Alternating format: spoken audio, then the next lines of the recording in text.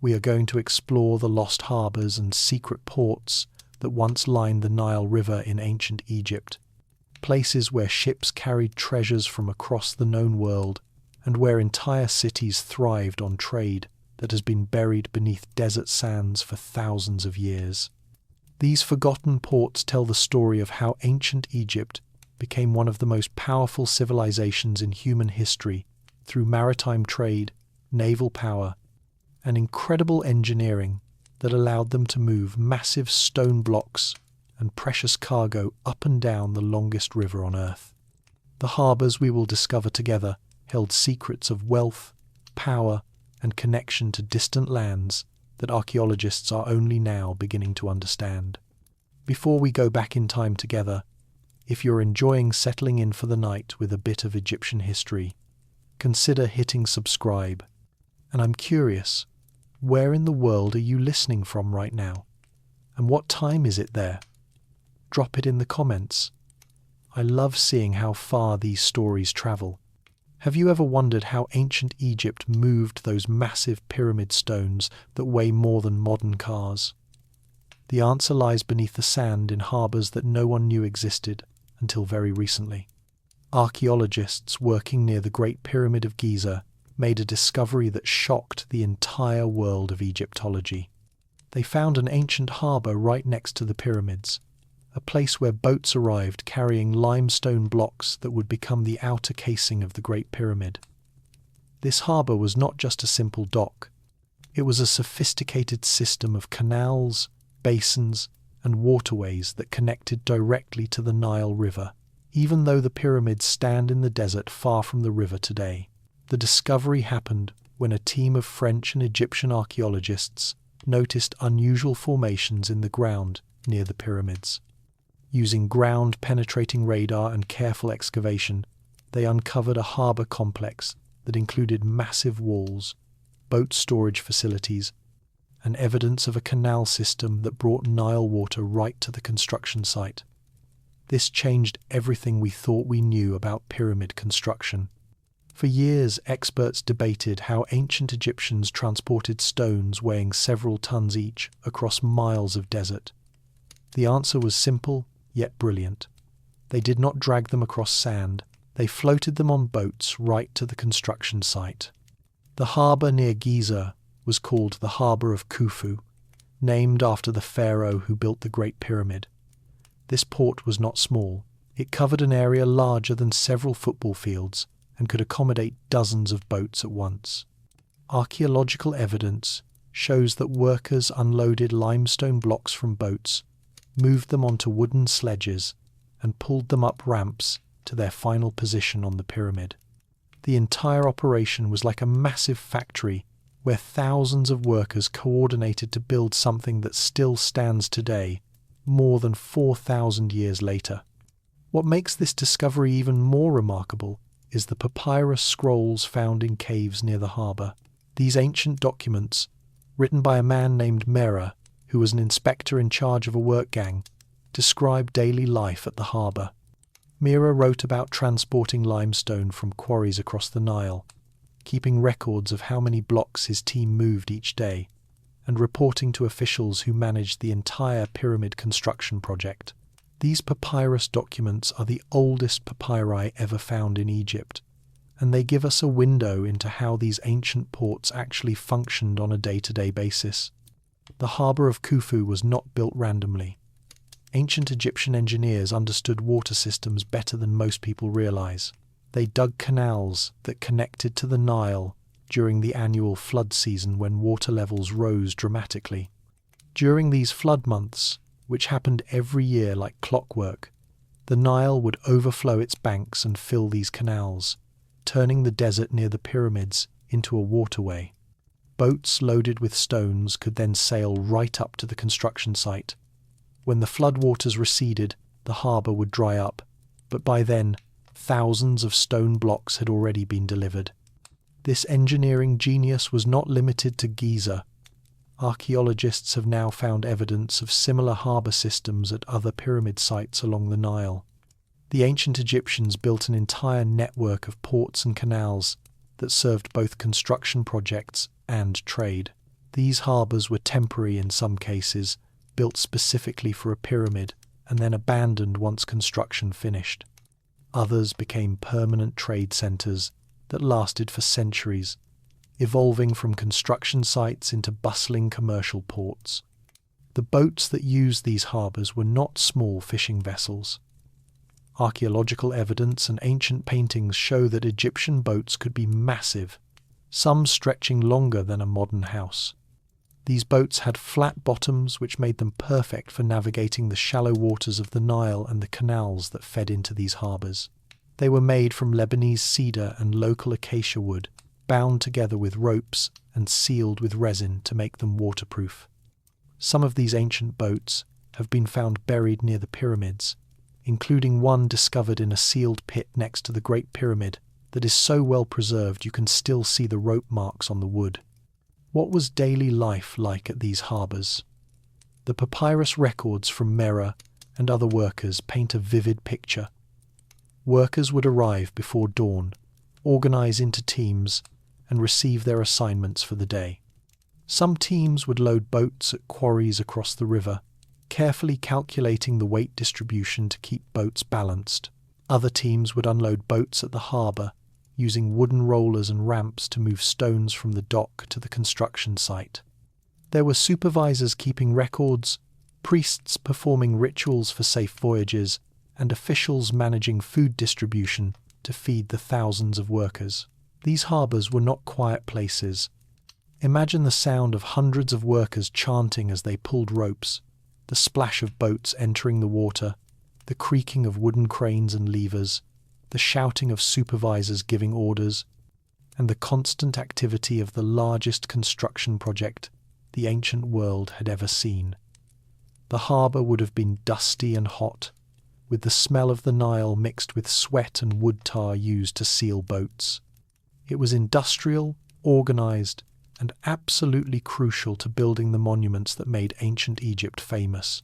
The food supply for these harbour workers was another logistical challenge. Archaeological evidence shows that workers received rations of bread and beer daily, with additional portions of meat, fish, and vegetables. The harbour areas included bakeries, breweries, and storage facilities where food was kept to feed the workforce. Recent excavations have uncovered the remains of these facilities, including bread moulds, beer jars, and animal bones from meals eaten thousands of years ago. This tells us that the harbours were not just docks, but complete communities where people lived and worked for years at a time. One of the most fascinating aspects of these ancient harbours is how they disappeared. As the pyramids were completed and the need for massive stone transport ended, many of these harbours were deliberately filled in and abandoned. The canals that connected them to the Nile were closed, and desert sand gradually covered the remains. Over centuries, the landscape changed as the Nile shifted its course and flood patterns altered. What was once a busy waterfront became barren desert, and the memory of these harbours faded into legend and eventually into complete obscurity. Modern technology has brought these harbours back to light. Satellite imagery can now detect ancient structures buried beneath sand by analysing how plants grow differently over buried walls, or how the ground retains moisture differently where ancient canals once flowed. Ground-penetrating radar sends signals into the earth and creates images of what lies below without digging. These technologies have revealed harbour after harbour, showing that ancient Egypt's connection to water was far more extensive than anyone previously imagined. The harbour of Khufu represents just the beginning of our story. It proved that ancient Egypt had sophisticated port facilities and that maritime activity was central to their civilization. But this harbour was built for a specific purpose during a specific time.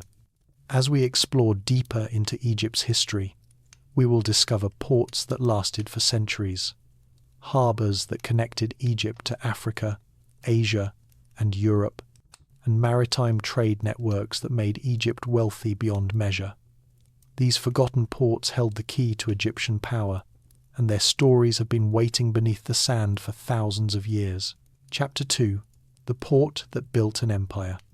How did ancient Egypt become so wealthy that pharaohs could afford to build massive temples and tombs covered in gold? The answer lies in a port city that most people have never heard of, a place called Wadi al-Jarf on the Red Sea coast. This ancient harbour is the oldest known port in the world, dating back more than 4,000 years to the time when the pyramids were being built. Wadi al-Jarf was not on the Nile River. It was Egypt's gateway to the Red Sea and beyond, connecting the pharaohs to the riches of Arabia, the Horn of Africa, and possibly even as far as India. The discovery of Wadi al-Jarf is a story of persistence and luck. French archaeologist Pierre Talet had been searching for evidence of ancient Egyptian activity on the Red Sea coast for years. Most scholars believed that ancient Egypt focused only on the Nile and the Mediterranean, paying little attention to the Red Sea. Talet disagreed. He studied ancient texts that mentioned expeditions to a mysterious land called Punt, a place rich in gold, incense, and exotic animals. These texts described ships sailing down the Red Sea, but no one knew where these ships departed from. In the desert near the Red Sea shore, Talet found something extraordinary. Carved into the base of desert cliffs were dozens of man-made caves, each one sealed with stones that had markings and inscriptions. When his team carefully removed these stone seals and explored inside, they found storage galleries carved deep into the rock, large enough to store multiple boats. These were not natural caves. They were sophisticated boat storage facilities designed to protect wooden ships from the harsh desert environment when they were not in use. Inside these galleries, Talet's team made an even more remarkable discovery. They found hundreds of papyrus fragments, including the detailed diary of Mera, the inspector we mentioned earlier. These papyri described voyages from the Red Sea coast to mines in the Sinai Peninsula, where workers quarried turquoise and copper. They also described the logistics of operating a harbour in this remote location, far from any settlements or natural water sources. The papyri revealed that Wadi al-Jarf was a seasonal port, operating during months when weather conditions on the Red Sea were favourable for sailing. But why build a port in such a remote location? The answer comes down to geography and resources. The Red Sea coast was close to valuable mineral deposits in the Sinai and along the Arabian coast. It was also the starting point for expeditions to Punt, which most scholars believe was located somewhere in modern-day Eritrea, Somalia, or Yemen. These expeditions brought back frankincense and myrrh, two types of tree resin that were worth more than gold in the ancient world. These precious substances were used in religious ceremonies, medicine, and mummification. Egypt had no natural sources of frankincense or myrrh, so they had to import them from distant lands. The boats that sailed from Wadi al-Jarf faced dangerous conditions. The Red Sea has strong winds, coral reefs, and unpredictable currents. Ancient Egyptian sailors had to be skilled navigators who understood how to read stars, winds, and coastal features. Archaeological evidence from the site shows that boats were carefully maintained, with spare parts and repair materials stored in the galleries. The papyri mention workers coating boat hulls with tar and replacing worn ropes before each voyage, showing the level of care taken to ensure safe journeys. The organization of Wadi al-Jarf reveals the bureaucratic efficiency of ancient Egypt. The port had an administrator who reported directly to officials in the capital. Work teams were assigned specific tasks, from maintaining boats to transporting supplies from the Nile Valley to the coast. The journey from the Nile to Wadi al-Jarf crossed more than 100 miles of desert, requiring caravans of donkeys carrying food, water, tools, and trade goods. Way stations were established along this route, where travellers could rest and resupply, creating a supply line that kept the port operational for months at a time. What did Egypt export from Wadi al-Jarf? Archaeological evidence and ancient texts tell us that Egyptian boats carried grain, textiles, papyrus, manufactured goods like pottery and tools, and items made from gold and precious stones. These goods were highly valued by trading partners around the Red Sea and beyond. In return, Egypt received raw materials that were unavailable in the Nile Valley, including hardwoods, ivory, exotic animal skins, live animals like baboons and panthers, and most importantly, the incense that Egyptian religion demanded in massive quantities. The expeditions to Punt were legendary in ancient Egypt. Pharaohs commissioned these voyages and recorded them on temple walls as major achievements. The most famous record comes from Queen Hatshepsut, a female pharaoh who ruled Egypt around 3,500 years ago.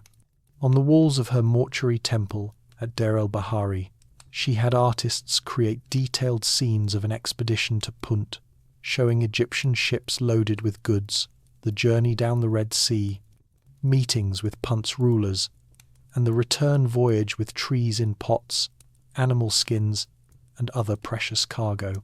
These carvings show that Punt expeditions were massive undertakings involving multiple ships and hundreds of people.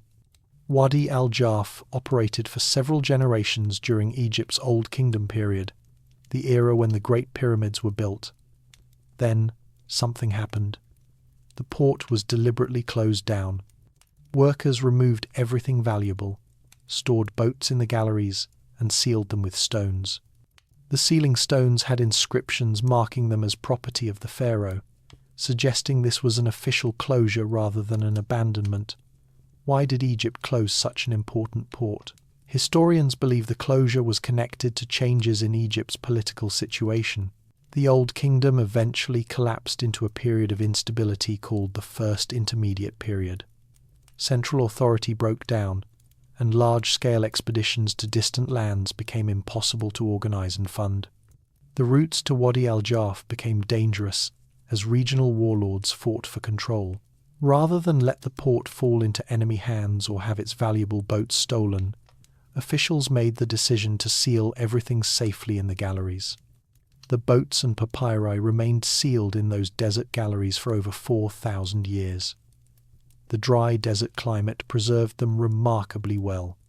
When modern archaeologists opened the galleries, they found papyrus that could still be unrolled and read, ropes that retained their flexibility, and wood that showed details of ancient construction techniques. This preservation gives us an incredibly detailed picture of how Egypt's Red Sea harbours operated. Wadi al-Jarf was not the only Red Sea port ancient Egypt built. Texts mention other ports with names that are still being identified with archaeological sites. Marsa Gawasis, another Red Sea port located further south, has revealed similar boat galleries and evidence of expeditions to Punt. These discoveries show that Egypt maintained multiple Red Sea harbours over thousands of years, adapting their maritime strategy as political situations and trade opportunities changed. The economic impact of these Red Sea ports on ancient Egypt cannot be overstated. The wealth flowing through these harbours funded pyramid construction, temple building, and the elaborate lifestyles of the Egyptian elite. Incense from Punt filled Egypt's temples during daily rituals. Gold from Nubia and Arabia adorned statues of gods and jewellery of pharaohs. Exotic animals from Africa became symbols of royal power displayed in palace gardens. All of this wealth entered Egypt through these hidden harbours on the Red Sea coast. The sailing technology that made these Red Sea voyages possible was sophisticated.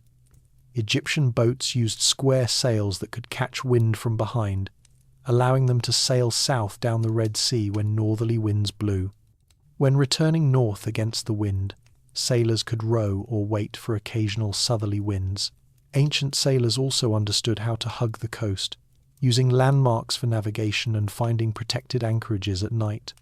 Some scholars believe Egyptian sailors may have even ventured into the Indian Ocean, though definitive evidence for this remains elusive. Life for sailors and workers at Wadi al-Jarf was harsh. The location has almost no natural water, so every drop had to be brought from the Nile Valley. Temperatures in summer soar to unbearable levels, which is why the port operated seasonally during cooler months. Workers lived in temporary camps near the harbour, and archaeological remains show simple stone structures that provided minimal shelter from sun and wind. Despite these hardships, workers returned season after season, motivated by payments in food, beer, and the honor of serving the pharaoh. The religious aspect of these ports was also significant. Before departures, priests performed ceremonies to ensure safe voyages. Shrines near the harbour allowed workers and sailors to make offerings to gods associated with travel and the sea. Inscriptions carved into rocks near Wadi al-Jarf include prayers for protection and thanks for successful returns. Ancient Egyptians believed that the gods controlled wind and weather, so maintaining good relations with divine powers was considered essential for maritime success. When we think about ancient Egypt, we usually imagine pyramids, mummies, and the Nile River. But the discovery of ports like Wadi al-Jarf forces us to expand our understanding. Ancient Egypt was a maritime power that sent ships across dangerous seas to distant lands. These expeditions required courage, skill, organization, and resources on a massive scale. The harbours they built on the Red Sea coast were technological marvels, carved into rock and operated in one of the harshest environments on Earth. These forgotten ports built the empire and made Egypt's golden age possible. Chapter 3: Where Rivers Meet the Mediterranean Sea. What happens when the world's longest river flows into the Mediterranean Sea? For thousands of years, this meeting point created some of the busiest ports in the ancient world, places where ships from Greece, Rome, Phoenicia, and beyond came to trade with Egypt. The Nile Delta, where the river splits into multiple branches before reaching the sea, became home to legendary port cities that controlled the flow of goods between Africa, Europe, and Asia. These were not simple fishing villages, but sophisticated urban centres with massive harbours, lighthouses, warehouses, and populations that rivaled modern cities. The most famous of these delta ports was Alexandria, founded by Alexander the Great himself when he conquered Egypt around 2,300 years ago. But Alexandria's story begins with its harbour, one of the finest natural harbours in the Mediterranean. Alexander chose this location carefully. It had a natural island called Pharos just offshore that protected the harbour from storms. It had access to fresh water from the Nile through canals. It faced the Mediterranean, making it perfect for trade with Greece and the wider ancient world. Most importantly, it was positioned at the western edge of the Nile Delta, allowing it to control trade entering and leaving Egypt by sea. The harbour of Alexandria became legendary thanks to its lighthouse, one of the 7 wonders of the ancient world. The Pharos lighthouse stood over 400 feet tall, taller than any building in the ancient world except the pyramids. It had 3 stages, a square base, an octagonal middle section, and a circular top where a fire burned day and night to guide ships safely into the harbour. The light from this fire could be seen for miles out to sea, and ancient writers claimed that clever use of mirrors and lenses amplified the light even further. The lighthouse stood for over 1,000 years before earthquakes finally brought it down. But the lighthouse was just one part of Alexandria's harbour complex. The port had 2 main harbours, the Great Harbour to the east and the Eunostos Harbour to the west, separated by a man-made causeway connecting the island of Pharos to the mainland. This causeway, called the Heptastadion because it was 7 stades long, created protected waters on both sides where hundreds of ships could anchor safely. The harbours had quays made of stone blocks fitted so precisely that water could not seep between them, protecting the foundations from erosion. Warehouses lined the waterfront, storing grain, papyrus, textiles, glassware, and manufactured goods waiting to be loaded onto ships. What made Alexandria's port special was its connection to both the Mediterranean and the Nile. A canal called the Canopic Branch linked Alexandria to the main Nile, allowing riverboats to bring goods from Upper Egypt directly to the Mediterranean port. Grain from the fertile Nile Valley would arrive on riverboats, be transferred to warehouses in Alexandria, and then loaded onto Mediterranean cargo ships bound for Rome Athens, or other cities. This made Alexandria the largest grain exporting port in the ancient world, feeding millions of people across the Roman Empire. The daily activity in Alexandria's harbour must have been extraordinary. Ancient writers describe forests of masts from ships crowding the harbour, sailors from dozens of different lands speaking countless languages, merchants haggling over prices in the markets along the waterfront, and stevedores loading and unloading cargo from dawn until dusk. The smell would have been a mixture of sea salt, fish, spices from the cargo holds, tar used to seal ships, and the sweat of thousands of workers. The sounds would include the creaking of ropes and wood, the splash of oars, the calls of merchants advertising their goods, and the constant motion of humanity engaged in commerce. But Alexandria was not the only major port in the Nile Delta. In earlier periods, cities like Thonis Heracleion and Canopus served as Egypt's main Mediterranean gateways. Thonis Heracleion is particularly fascinating because for centuries scholars thought it was just a myth, a city mentioned in ancient texts but never found. Then, in the year 2000, French archaeologist Franck Godillot and his team made an incredible discovery. Using sophisticated sonar equipment, they found a massive ancient city completely submerged in Abu Qir Bay near Alexandria. The discovery of Thonis Heracleion rewrote Egyptian history. This was no small port. It was a major city with massive stone temples, sophisticated harbour structures, and evidence of international trade going back nearly 3,000 years. The city had served as Egypt's main port for trade with Greece during the late period of Egyptian history, before Alexandria was founded. All foreign ships entering Egypt from the Mediterranean had to stop at Thonis Heracleion first, where officials collected taxes, inspected cargo, and controlled what entered the country. This made the city incredibly wealthy and politically powerful. Why did Thonis Heracleion disappear beneath the waves? Geological studies of the delta region reveal that the ground is slowly sinking, a process called subsidence. The weight of Nile sediments deposited over thousands of years compresses the layers beneath, causing the land to sink. Earthquakes and tsunamis in the Mediterranean have also caused sudden catastrophic drops in land level. Thonis Heracleion experienced a combination of these factors. Over centuries, the city slowly sank lower and lower, until the Mediterranean Sea gradually reclaimed it.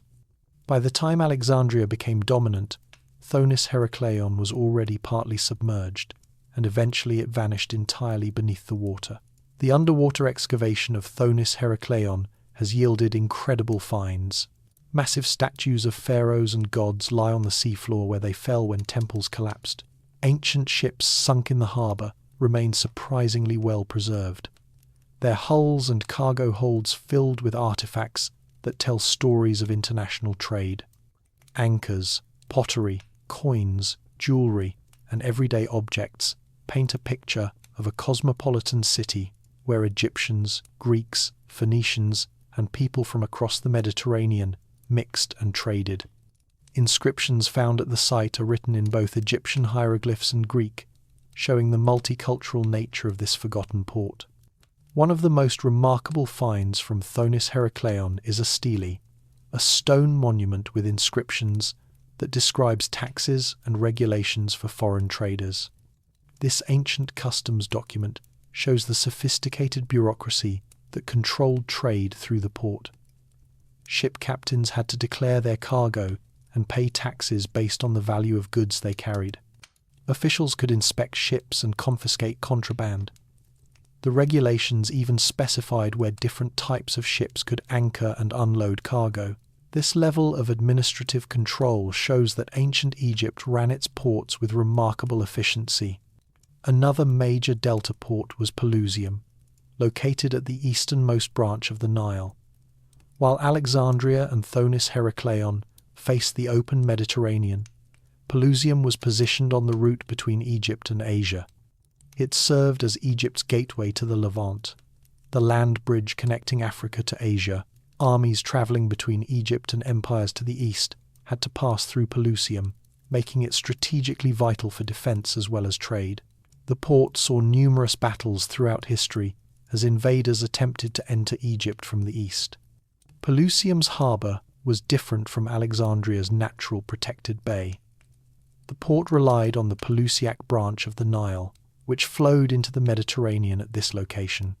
Ships could sail up the river branch to reach the city, and the river current helped flush sediment away from the harbour entrance, preventing it from silting up. However, this branch of the Nile has since dried up completely, and Pelusium now lies miles inland from the modern coastline. The shifting of Nile branches and the Mediterranean coastline has left many ancient delta ports stranded far from water. The Memphis port at the southern tip of the delta deserves attention even though it was not on the Mediterranean coast. Memphis was Egypt's capital for much of ancient history, and its port served as the hub where goods transferred between Upper Egypt and Lower Egypt. Riverboats from the south would arrive at Memphis, and their cargo would be transferred to different boats that travelled through the delta to Mediterranean ports. Memphis had extensive harbour facilities along both banks of the Nile, with docks, warehouses, and shipyards that built and repaired the vessels that kept Egypt's trade flowing. The decline of these delta ports came from multiple causes. Environmental changes, particularly the shifting of Nile branches and coastal subsidence, made some harbours unusable. Political changes, such as the Arab conquest of Egypt in the 7th century, shifted trade patterns and established new port cities like Fustat and later Cairo. The construction of the Suez Canal in the 19th century created an entirely new geography for Egyptian maritime trade. Many ancient delta ports were deliberately abandoned when their channels silted up and maintaining them became too expensive. Today, archaeologists are racing against time to study these ancient ports. The same forces that destroyed them continue to work. Coastal erosion, rising sea levels, and development of the modern Nile Delta threaten sites that have survived for thousands of years. Underwater archaeology in places like Thonis Herakleion requires specialized equipment and training, making it expensive and time-consuming. Yet each discovery reveals new information about how ancient Egypt connected to the wider world through maritime trade. The ports of the Nile Delta were where cultures mixed and ideas travelled alongside goods. Greek merchants living in Alexandria or Thonis Herakleion brought their language, religion, and customs, which blended with Egyptian traditions to create new hybrid cultures. This cultural exchange influenced art, architecture, religion, and even language. The Greek rulers of Egypt, the Ptolemaic dynasty, ruled from Alexandria and adopted many Egyptian customs while maintaining Greek language and culture. This blend created the unique Greco-Egyptian civilization that produced wonders like the Library of Alexandria and figures like Cleopatra. These delta ports also served military purposes. Warships based in Alexandria protected Egypt's coast from pirates and hostile fleets. The harbour could be closed with chains stretched across the entrance, preventing enemy ships from entering during times of war. Naval battles in the harbour and nearby waters determined the fate of empires. The famous Battle of the Nile, where British Admiral Nelson destroyed a French fleet, took place in Abu Qir Bay, near the location of ancient Thonis Herakleion, showing that these waters remained strategically important into the modern era. The goods that flowed through these delta ports included almost everything you can imagine. Egyptian grain fed the Roman Empire, with massive grain ships making regular runs from Alexandria to Rome. Papyrus made from Nile reeds became the paper of the ancient world, exported throughout the Mediterranean. Egyptian linen textiles were prized for their quality. Glass manufactured in Alexandria was famous across the ancient world. In return, Egypt imported wine from Greece, olive oil from Spain, timber from Lebanon, silver from Anatolia, and exotic goods from as far away as India and China that travelled to Egypt via maritime trade routes. The forgotten harbours of the Nile Delta remind us that ancient Egypt was not isolated. These ports connected Egypt to a vast network of trade and cultural exchange that spanned 3 continents. The ships that docked at Alexandria, Thonis Herakleion, and Pelusium carried not just goods, but ideas, technologies, and people that shaped ancient history. These ports made Egypt wealthy, powerful, and cosmopolitan. Their ruins, whether underwater or buried beneath modern cities, hold countless stories waiting to be discovered about the maritime world of ancient Egypt. Chapter 4. The Southern Gateway to Africa. How did ancient Egypt obtain the gold that covered so many statues, temples, and treasures? The answer lies in the southern reaches of the Nile, where the river flows through a region the Egyptians called Nubia, and we know today as Sudan. This southern frontier had ports and harbours that served a very different purpose from those in the delta. These were not primarily commercial ports dealing with international trade, but military and administrative centres that controlled Egypt's access to the mineral wealth and resources of inner Africa. The harbours along the Nubian Nile tell a story of conquest, exploitation, and cultural exchange between Egypt and its southern neighbours. The relationship between Egypt and Nubia was complex and lasted for thousands of years. At times, Egypt conquered and ruled Nubia, building forts and ports to control the region. At other times, Nubia was independent and powerful, even conquering Egypt and ruling as the 25th dynasty of pharaohs.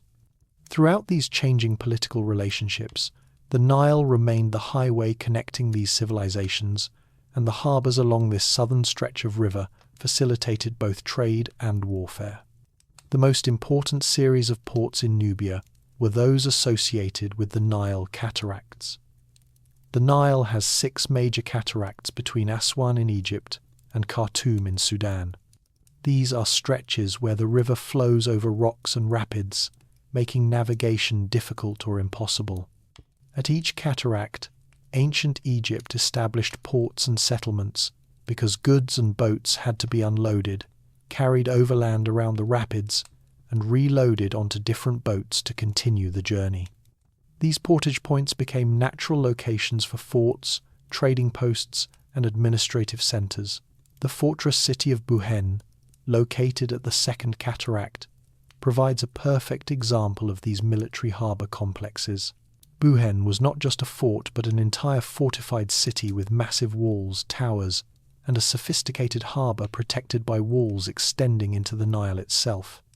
The harbour at Buhen could accommodate multiple boats, and archaeological evidence shows it had slipways where boats could be pulled out of the water for repair or storage. The fortress controlled trade moving up and down the Nile, allowing Egypt to tax goods from inner Africa and monitor any military threats from the south. The walls of Buhen were engineering marvels. The main wall stood over 30 feet high and was more than 15 feet thick at the base. Projecting towers allowed defenders to shoot arrows at attackers from multiple angles. A dry moat outside the main wall, cut deep into bedrock, provided another layer of defence. Inside the fortress were barracks for soldiers, workshops for craftsmen, storage magazines for food and supplies, temples for religious ceremonies, and administrative buildings where officials kept records. This was a complete military and administrative complex, and the harbour was its lifeline connecting it to Egypt. What did boats bring to Buhen and other Nubian forts? Supplies from Egypt were essential, because the desert around these fortresses could not support large populations. Boats carried grain, beer, wine, oil, tools, weapons, and luxury goods for officials stationed at these remote outposts. The papyrus records from Buhen, called the Semna Dispatches, describe a sophisticated communication system where messages were sent by boat between forts, keeping commanders informed about movements of people and goods along the river.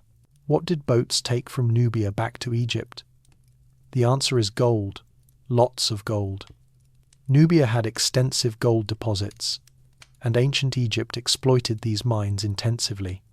Gold from Nubia covered the tops of obelisks, gilded statues of gods, filled the treasuries of pharaohs, and paid for Egypt's imports of luxury goods from across the ancient world. In addition to gold, Nubia supplied Egypt with ivory from elephants, ebony wood from tropical trees, animal skins from leopards and other exotic animals, ostrich feathers used in ceremonies and decoration, and most importantly, cattle and slaves captured in military campaigns deeper into Africa. The harbour operations at these Nubian forts followed strict military discipline. Records show that boat captains had to present documents showing what cargo they carried and where it came from. Officials inspected boats before allowing them to pass through the harbour. Any unauthorised goods would be confiscated. People travelling on boats also had to present identification and explain their purpose for travelling. This level of control shows that ancient Egypt treated the Nubian frontier as a secure border where security was paramount. Beyond the fortress harbours were smaller trading posts where Egypt interacted more peacefully with Nubian populations.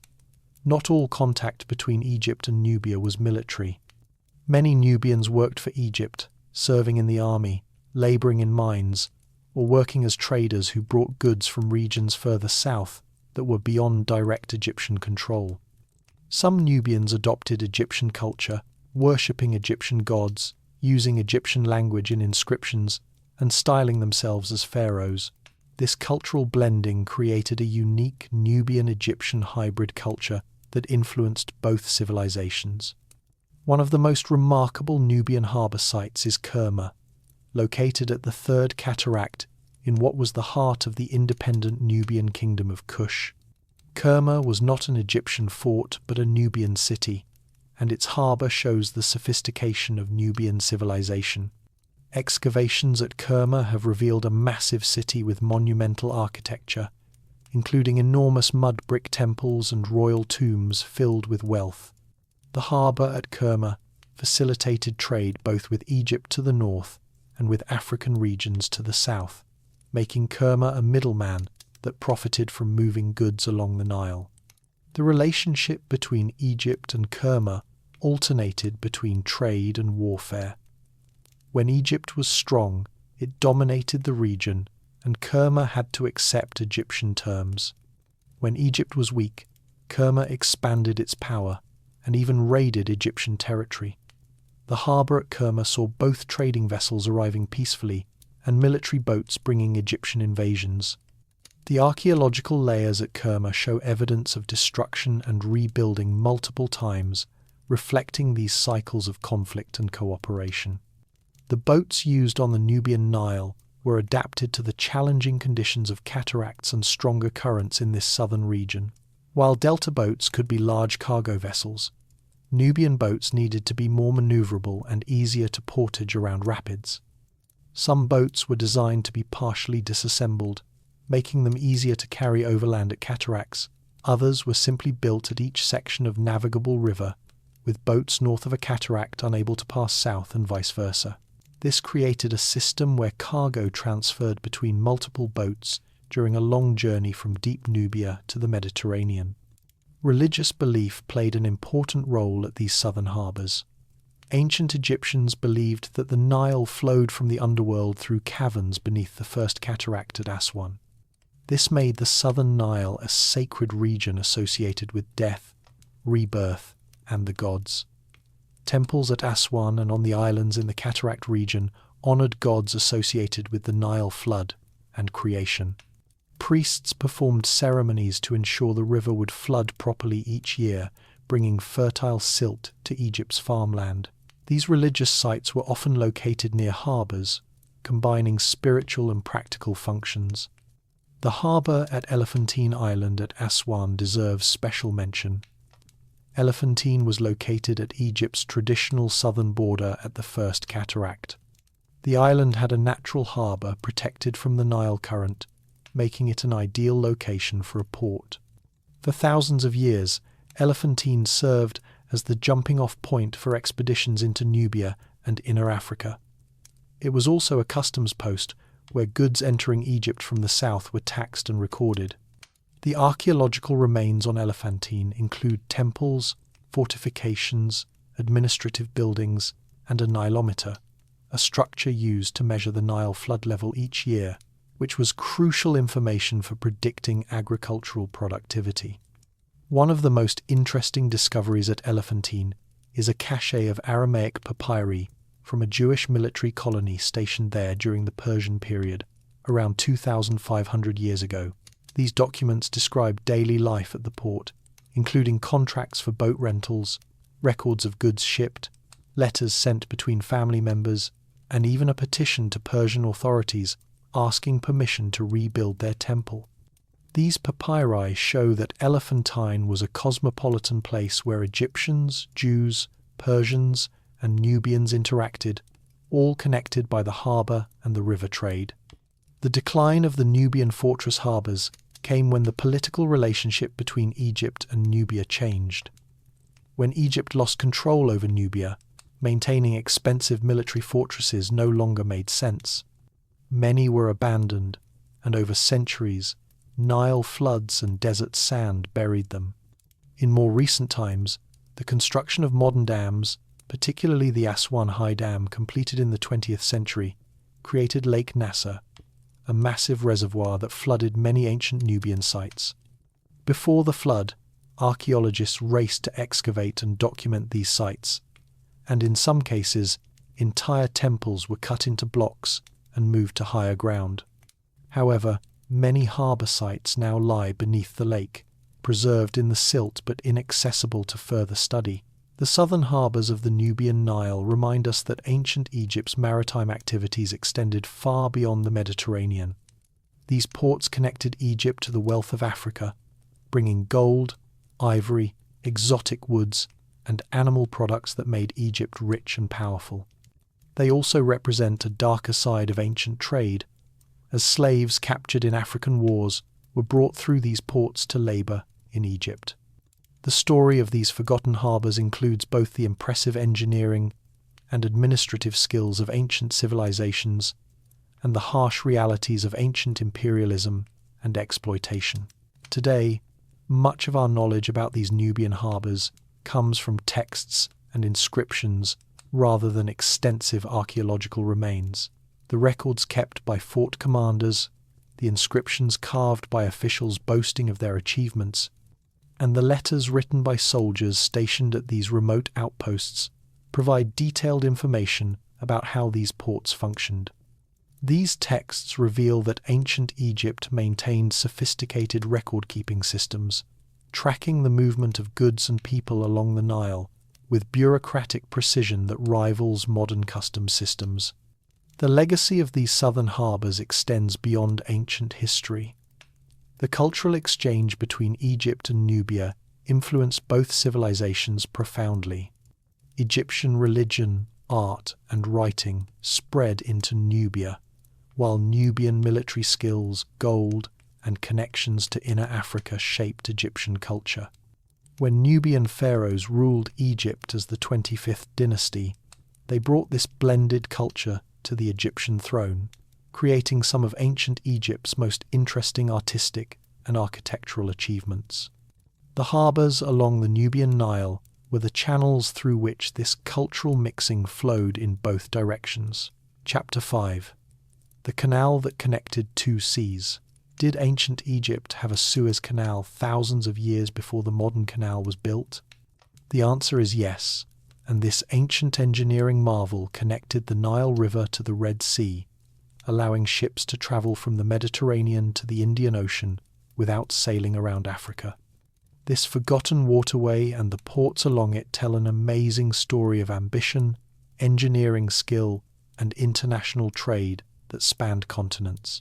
The ancient canal, called the Canal of the Pharaohs by some historians, operated intermittently for over 1,000 years, and the harbours built along its route became vital links in trade networks, connecting Egypt to Arabia, India, and East Africa. The idea of connecting the Nile to the Red Sea dates back at least 4,000 years to Egypt's Middle Kingdom period. Ancient Egyptian texts mention expeditions to Punt and the Red Sea, and some scholars believe these early references indicate the existence of a canal, though definitive archaeological evidence from this early period remains elusive.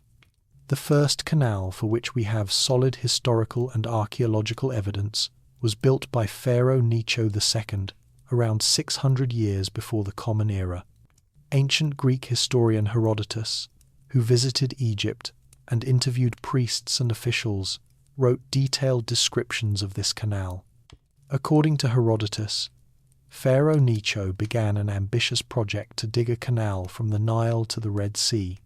The canal would start from the Nile, near the city of Bubastis in the delta, run eastward through the Wadi Tumilat Valley, and reach the Red Sea at the northern tip of the Gulf of Suez.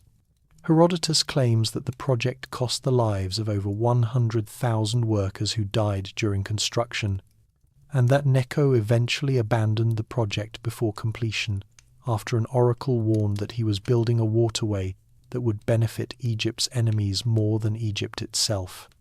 Whether Necho completed the canal or not remains debated, but we know for certain that the Persian Emperor Darius I, who conquered Egypt around 500 years before the Common Era, either completed Necho's canal or built a new one. Darius was not Egyptian, but he took the title of pharaoh and ruled Egypt as part of the vast Persian Empire. For Darius, the canal served an important strategic purpose. It allowed ships to move between the Mediterranean and Persian Gulf without the long, dangerous voyage around Arabia, facilitating trade and military movements across his empire. The evidence for Darius's canal is impressive. Archaeologists have found several large stone monuments, called stelae, that Darius erected along the canal route. These stelae have inscriptions in multiple languages, including Old Persian, Elamite, Babylonian, and Egyptian hieroglyphs, proclaiming Darius's achievement. One particularly well-preserved stela states that Darius ordered the canal dug from the Nile to the sea that goes to Persia, and that ships sailed from Egypt to Persia through it. This multilingual proclamation, placed where travellers using the canal would see it, served as propaganda showing Darius's power and the extent of his empire. What did this ancient canal look like?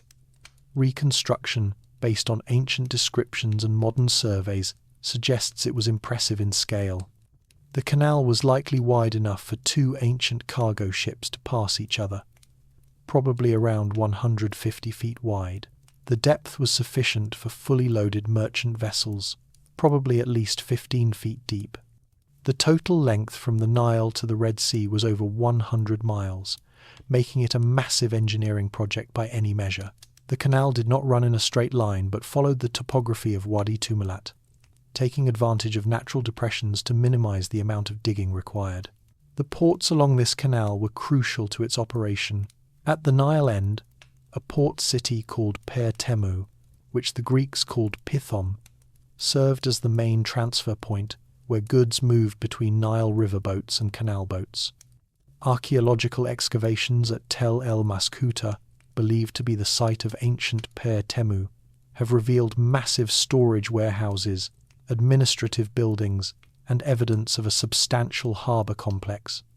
This was not a simple dock but a major commercial centre, where cargo was loaded, unloaded, stored, and transferred between different types of vessels. Along the canal route, smaller ports provided stopping points where boats could resupply, undergo repairs, or wait for favourable conditions. These way stations were essential because the journey through the canal could take several weeks depending on wind conditions, current, and how many other boats were using the canal. Some sections of the canal may have had locks or gates to control water flow, though evidence for this is less certain. What is clear is that maintaining the canal required constant effort to prevent sand from filling it and to repair erosion damage from water flow. At the Red Sea end of the canal, ports provided access to maritime trade routes. Ships arriving from Arabia, India, or East Africa would sail into the Red Sea, enter the canal, and travel to the Nile, from where their cargo could be distributed throughout Egypt, or even transported to the Mediterranean. Similarly, Egyptian goods could reach markets throughout the Indian Ocean world via this waterway.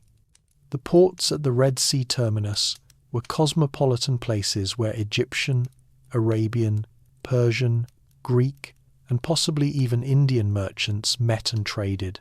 The goods moving through this canal were valuable enough to justify the effort and expense of maintaining it. From the east came spices including black pepper, cinnamon, and cardamom from India and Sri Lanka. Frankincense and myrrh from Arabia and the Horn of Africa travelled west through the canal. Precious stones, pearls from the Persian Gulf, silk that originated in China but reached Egypt via Indian Ocean trade routes, and exotic woods from tropical regions all passed through these canal ports.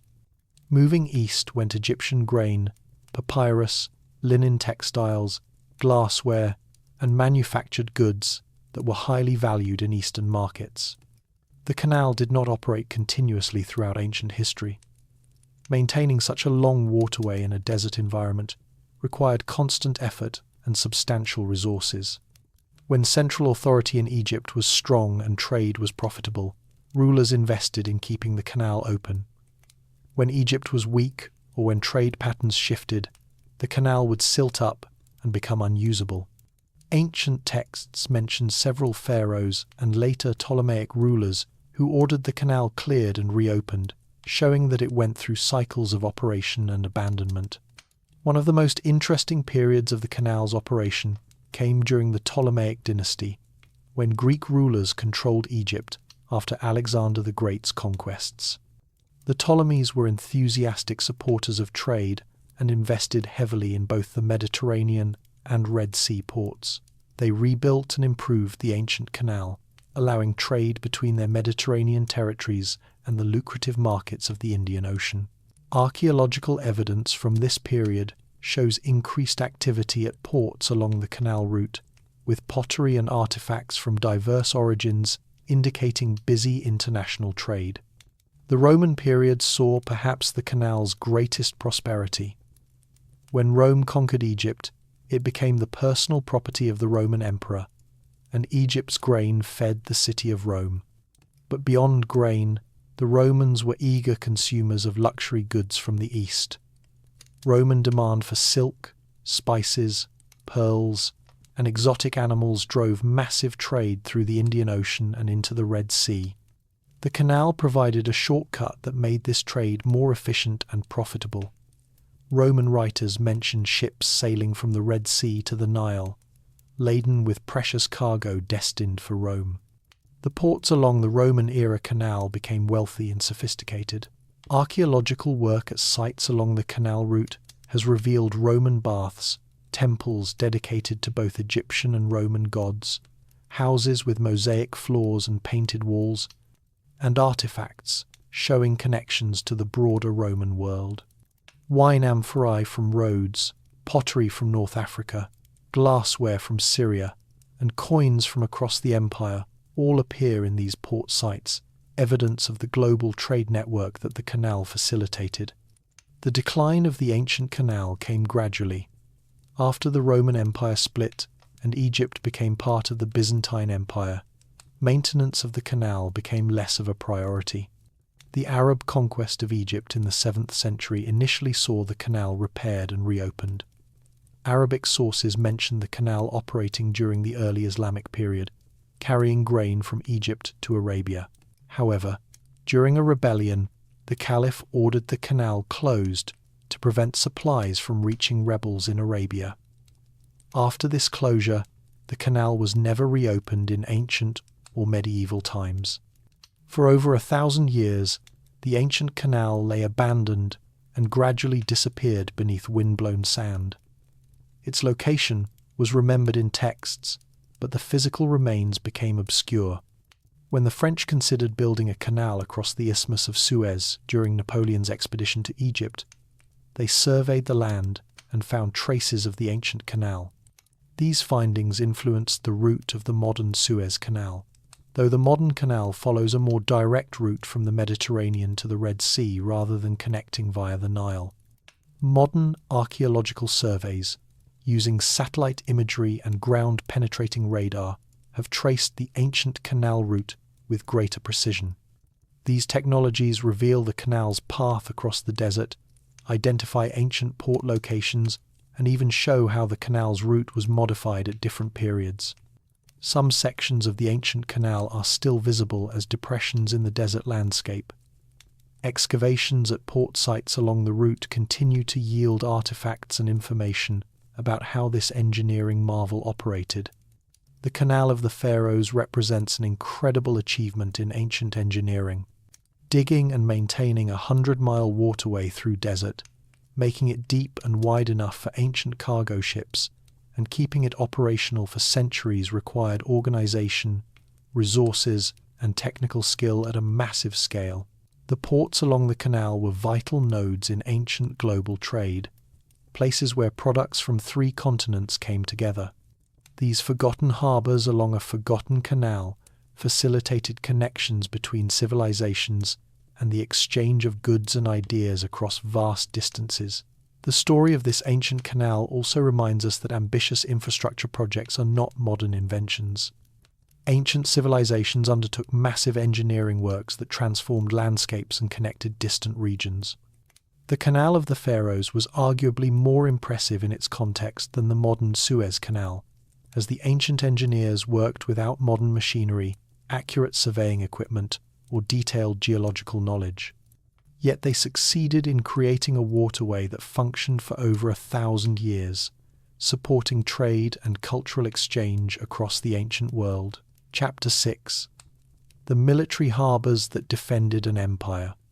How did ancient Egypt protect its borders and project military power across the Mediterranean and along the Nile? The answer lies in a network of military harbours specifically designed to build, maintain, and deploy warships that defended Egypt from invaders and supported Egyptian military campaigns in foreign lands. These naval bases were different from commercial ports. They had fortifications to protect against attack, shipyards to build and repair warships, barracks for sailors and marines, and storage for weapons and military supplies. The forgotten military harbours of ancient Egypt tell stories of naval battles, amphibious invasions, and the maritime dimension of ancient warfare. Egypt's need for naval power emerged early in its history. While Egypt was protected by deserts on east and west, the Mediterranean coast and the Nile itself were potential invasion routes. Foreign enemies could sail across the Mediterranean and land on Egypt's coast, or they could sail up the Nile from the delta deep into Egyptian territory.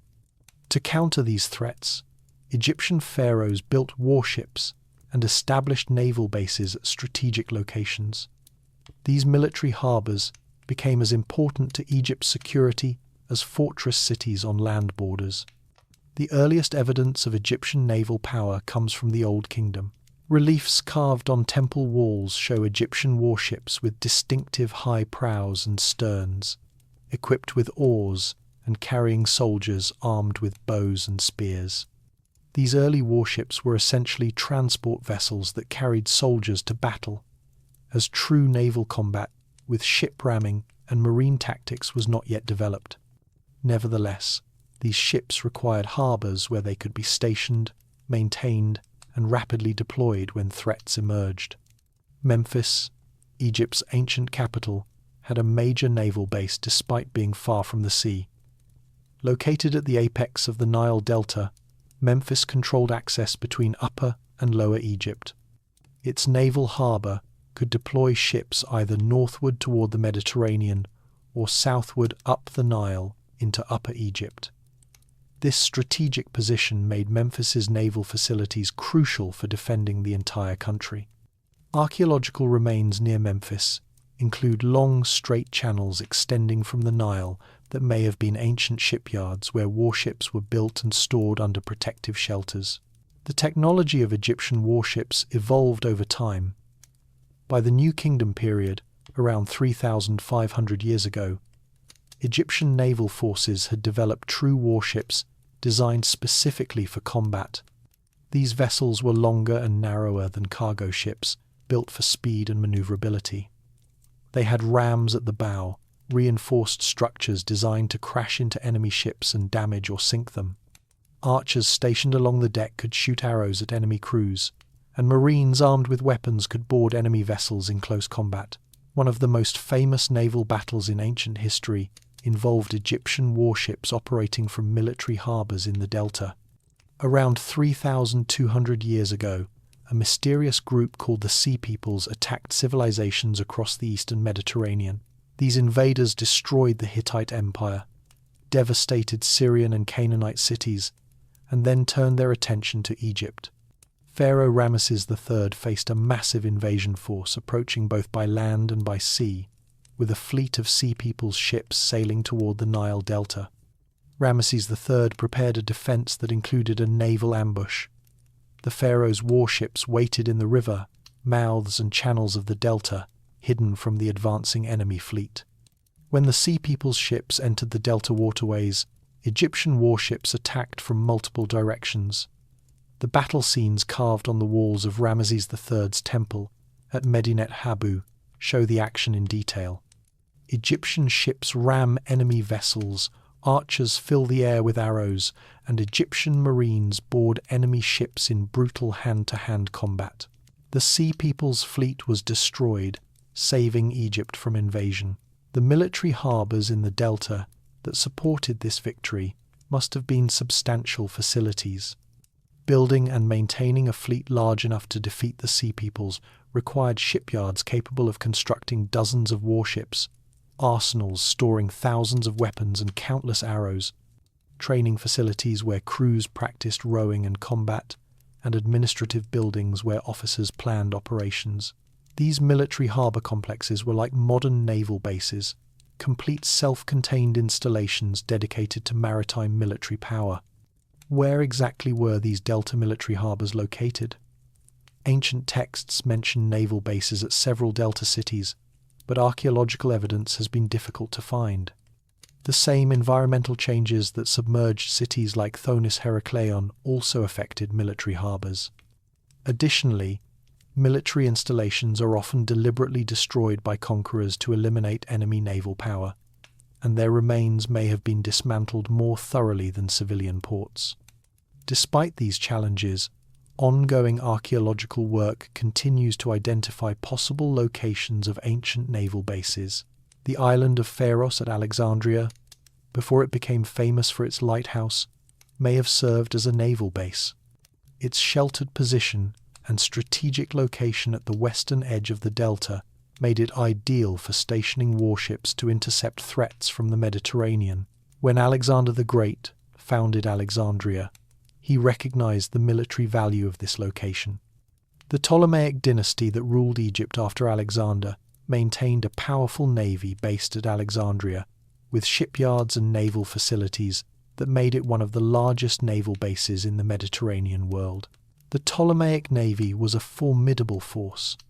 These Greek rulers of Egypt invested heavily in naval technology, building massive warships far larger than anything the pharaohs had constructed. Ptolemaic warships included triremes with 3 banks of oars, quadriremes with 4 banks, and even larger vessels. The largest warship ever built in the ancient world was Ptolemy IV's flagship, a 40, which probably means it had 40 files of rowers rather than 40 banks of oars, as the latter would be physically impossible. This monster ship was more for show than practical combat, but it demonstrated the Ptolemaic commitment to naval supremacy. The shipyards at Alexandria that built these vessels must have been enormous. Building a large ancient warship required massive quantities of quality timber, copper for fittings and rams, sailcloth for sails, rope for rigging, and skilled craftsmen including shipwrights, carpenters, metalworkers, and sailmakers. The Ptolemaic government maintained forests in Lebanon specifically to supply timber for shipbuilding, showing the strategic importance they placed on naval power. The harbour facilities at Alexandria included covered shipsheds, where warships were stored when not in use, protecting them from weather and decay. Egyptian military harbours were not only in the delta. Naval bases along the Nile supported military operations in Nubia and against rebels or invaders who might threaten Egypt from the south. These river naval bases had different requirements from Mediterranean bases. River warships needed to be able to navigate shallows and cataracts, which meant they were smaller and more manoeuvrable than seagoing warships.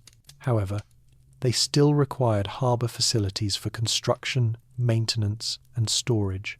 The fortress of Buhen, which we discussed earlier as a commercial port, also served a military function. Its harbour could accommodate military transport vessels that carried troops and supplies for campaigns deep into Nubia. The massive fortifications protected not just a commercial entrepot but also a forward military base that projected Egyptian power into Africa. Similar military harbour functions were likely present at other Nubian fortresses, though excavations have focused more on the fortifications and buildings than on the harbour facilities. Naval logistics were crucial to ancient Egypt's military power. A warship requires a large crew, sometimes over 100 rowers, plus sailors, officers, marines, and archers. These men needed food, water, weapons, and equipment. Military harbours had to store vast quantities of supplies and have systems for rapidly provisioning ships before military operations.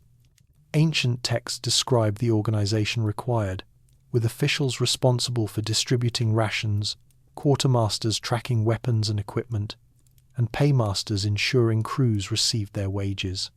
Training naval forces was another crucial function of military harbours. Rowing a warship effectively required practice and coordination.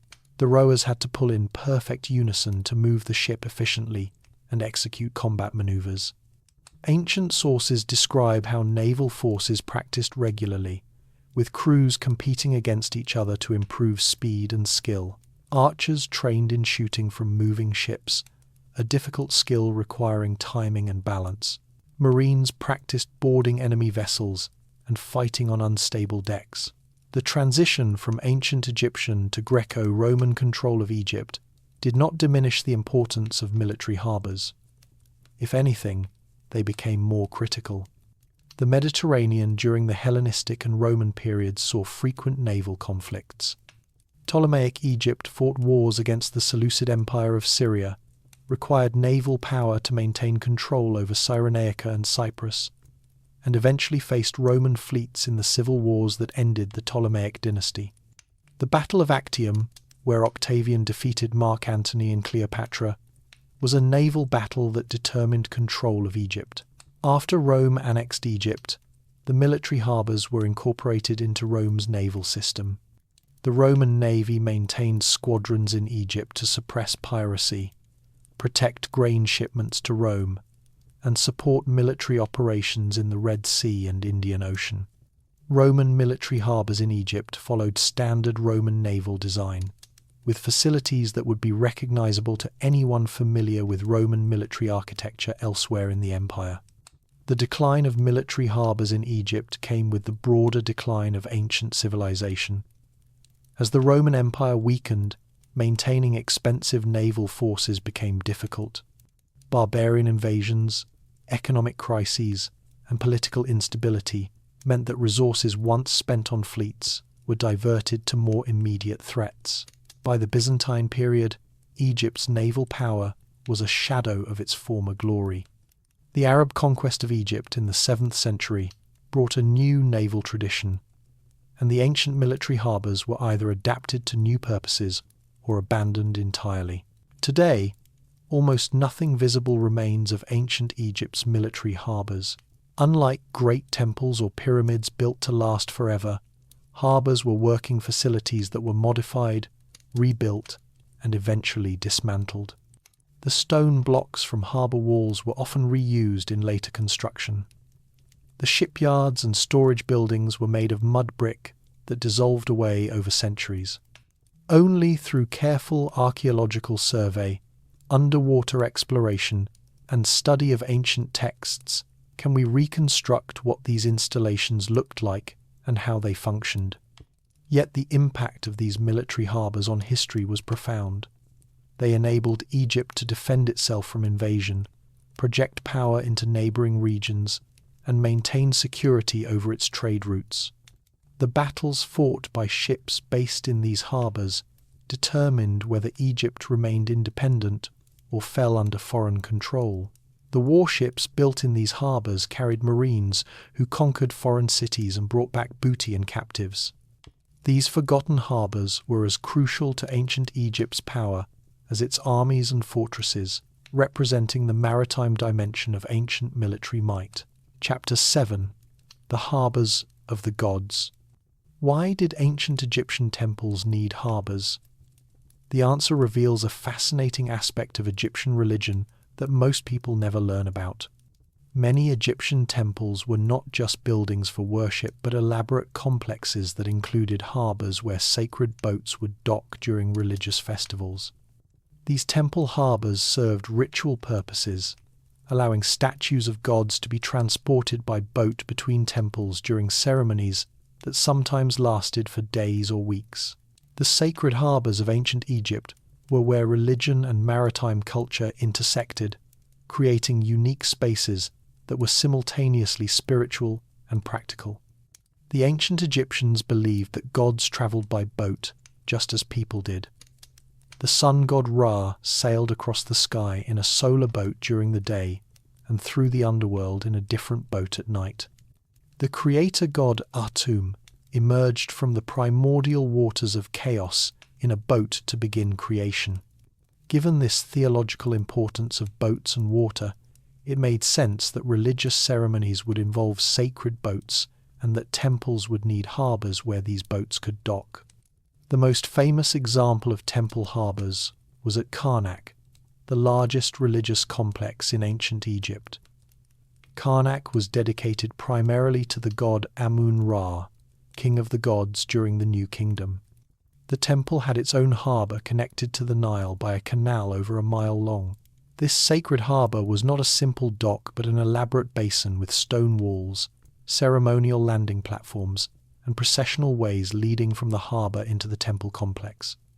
During major religious festivals, the statue of Amun would be placed in a golden shrine, carried on a ceremonial boat, which would then be transported by priests to the harbour, placed on a real boat, and sailed to other temples. The most important festival involving Karnak's harbour was the beautiful festival of Opet, which took place annually during the flood season. During this festival, the sacred boats carrying statues of Amun, his wife Mut, and their son Khonsu would sail from Karnak's harbour down the Nile to Luxor Temple, about 2 miles away. The journey was accompanied by music, dancing, incense, and celebrations. Thousands of people lined the riverbanks to watch the divine procession. At Luxor Temple, which had its own sacred harbour, the boats would dock and ceremonies would continue for days before the gods returned to Karnak. The sacred boats used in these festivals were extraordinary works of art and engineering. The ceremonial boats carried on land were covered in gold leaf and decorated with elaborate carvings and precious stones. The actual boats that sailed on the Nile during festivals were also ornate, with high prows and sterns carved to represent divine symbols. Archaeological evidence for these boats comes from both temple reliefs, showing them in processions, and from actual boat remains found buried near temples. One of the best preserved examples is a sacred boat found buried in a pit near the Great Pyramid, though its exact purpose remains debated by scholars. Temple harbours existed throughout Egypt. At Abydos, sacred to Osiris, god of the dead and resurrection, the temple had a harbour where pilgrims arrived by boat. Ancient Egyptians believed that making a pilgrimage to Abydos during life, or having their body taken there after death, would ensure a blessed afterlife. Boats carrying pilgrims or mummies of the deceased would dock at Abydos's sacred harbour, and processions would carry them into the temple.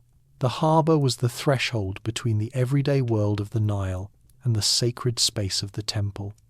The island of Philae in the Nile, near Aswan, became one of the most important sacred sites in later Egyptian history. Dedicated to Isis, goddess of magic and motherhood, Philae's temples were surrounded by water, and reaching them required boats. The island had multiple harbours and landing places where pilgrims from across Egypt and beyond would arrive. The entire island became a sacred space, with the harbours serving as its gateways. The journey to Philae was itself a religious act, with the boat voyage representing a spiritual journey as well as a physical one. Temple harbours served practical purposes beyond religious ceremonies. Temples in ancient Egypt were not just places of worship but economic powerhouses. They owned vast agricultural estates, employed thousands of people, and controlled substantial wealth. Goods produced on temple lands, offerings donated by worshippers, and tribute paid to the gods all had to be transported, and boats using the temple harbours carried this cargo. The sacred and economic functions of temple harbours were intertwined and impossible to fully separate. The priesthood managed these temple harbours with the same administrative efficiency that characterized all aspects of ancient Egyptian temple operations. Records from temples show officials responsible for maintaining boats, managing dock facilities, scheduling boat traffic during festivals, and ensuring that all ritual requirements were properly observed. Becoming a priest who managed sacred boats was a prestigious position requiring literacy, organizational skill, and religious knowledge. The temple harbour at Medinet Habu, the mortuary temple of Ramesses III, shows the defensive aspect some sacred harbours had. This temple was surrounded by massive walls with fortified gates, and its harbour was protected by walls extending into the water. During troubled times, temples could serve as refuges for populations fleeing danger, and the fortified harbour ensured that supplies could still reach the temple even during sieges. The walls of Medinet Habu show scenes of the pharaoh's victories, including the naval battle against the sea peoples, reminding anyone using the harbour of the king's power to protect his people and his gods. Animal cults were an important part of later Egyptian religion, and some temple harbours specialised in transporting sacred animals. At the city of Crocodilopolis, sacred crocodiles were kept in pools attached to the temple of the crocodile god Sobek. The temple had harbours where boats arrived carrying pilgrims who came to feed the sacred crocodiles or mummified crocodiles that would be placed in burial catacombs. Similar harbours existed at temples dedicated to sacred ibises, cats, and other animals. These specialised harbours saw a unique traffic of boats carrying animal feed, living sacred animals, and the mummified remains of animals who had died and were being transported for ritual burial. The Greco-Roman period saw temple harbours continue to function, but with modifications reflecting new rulers and cultural influences. The Ptolemies and Romans respected Egyptian religion and funded temple construction and maintenance.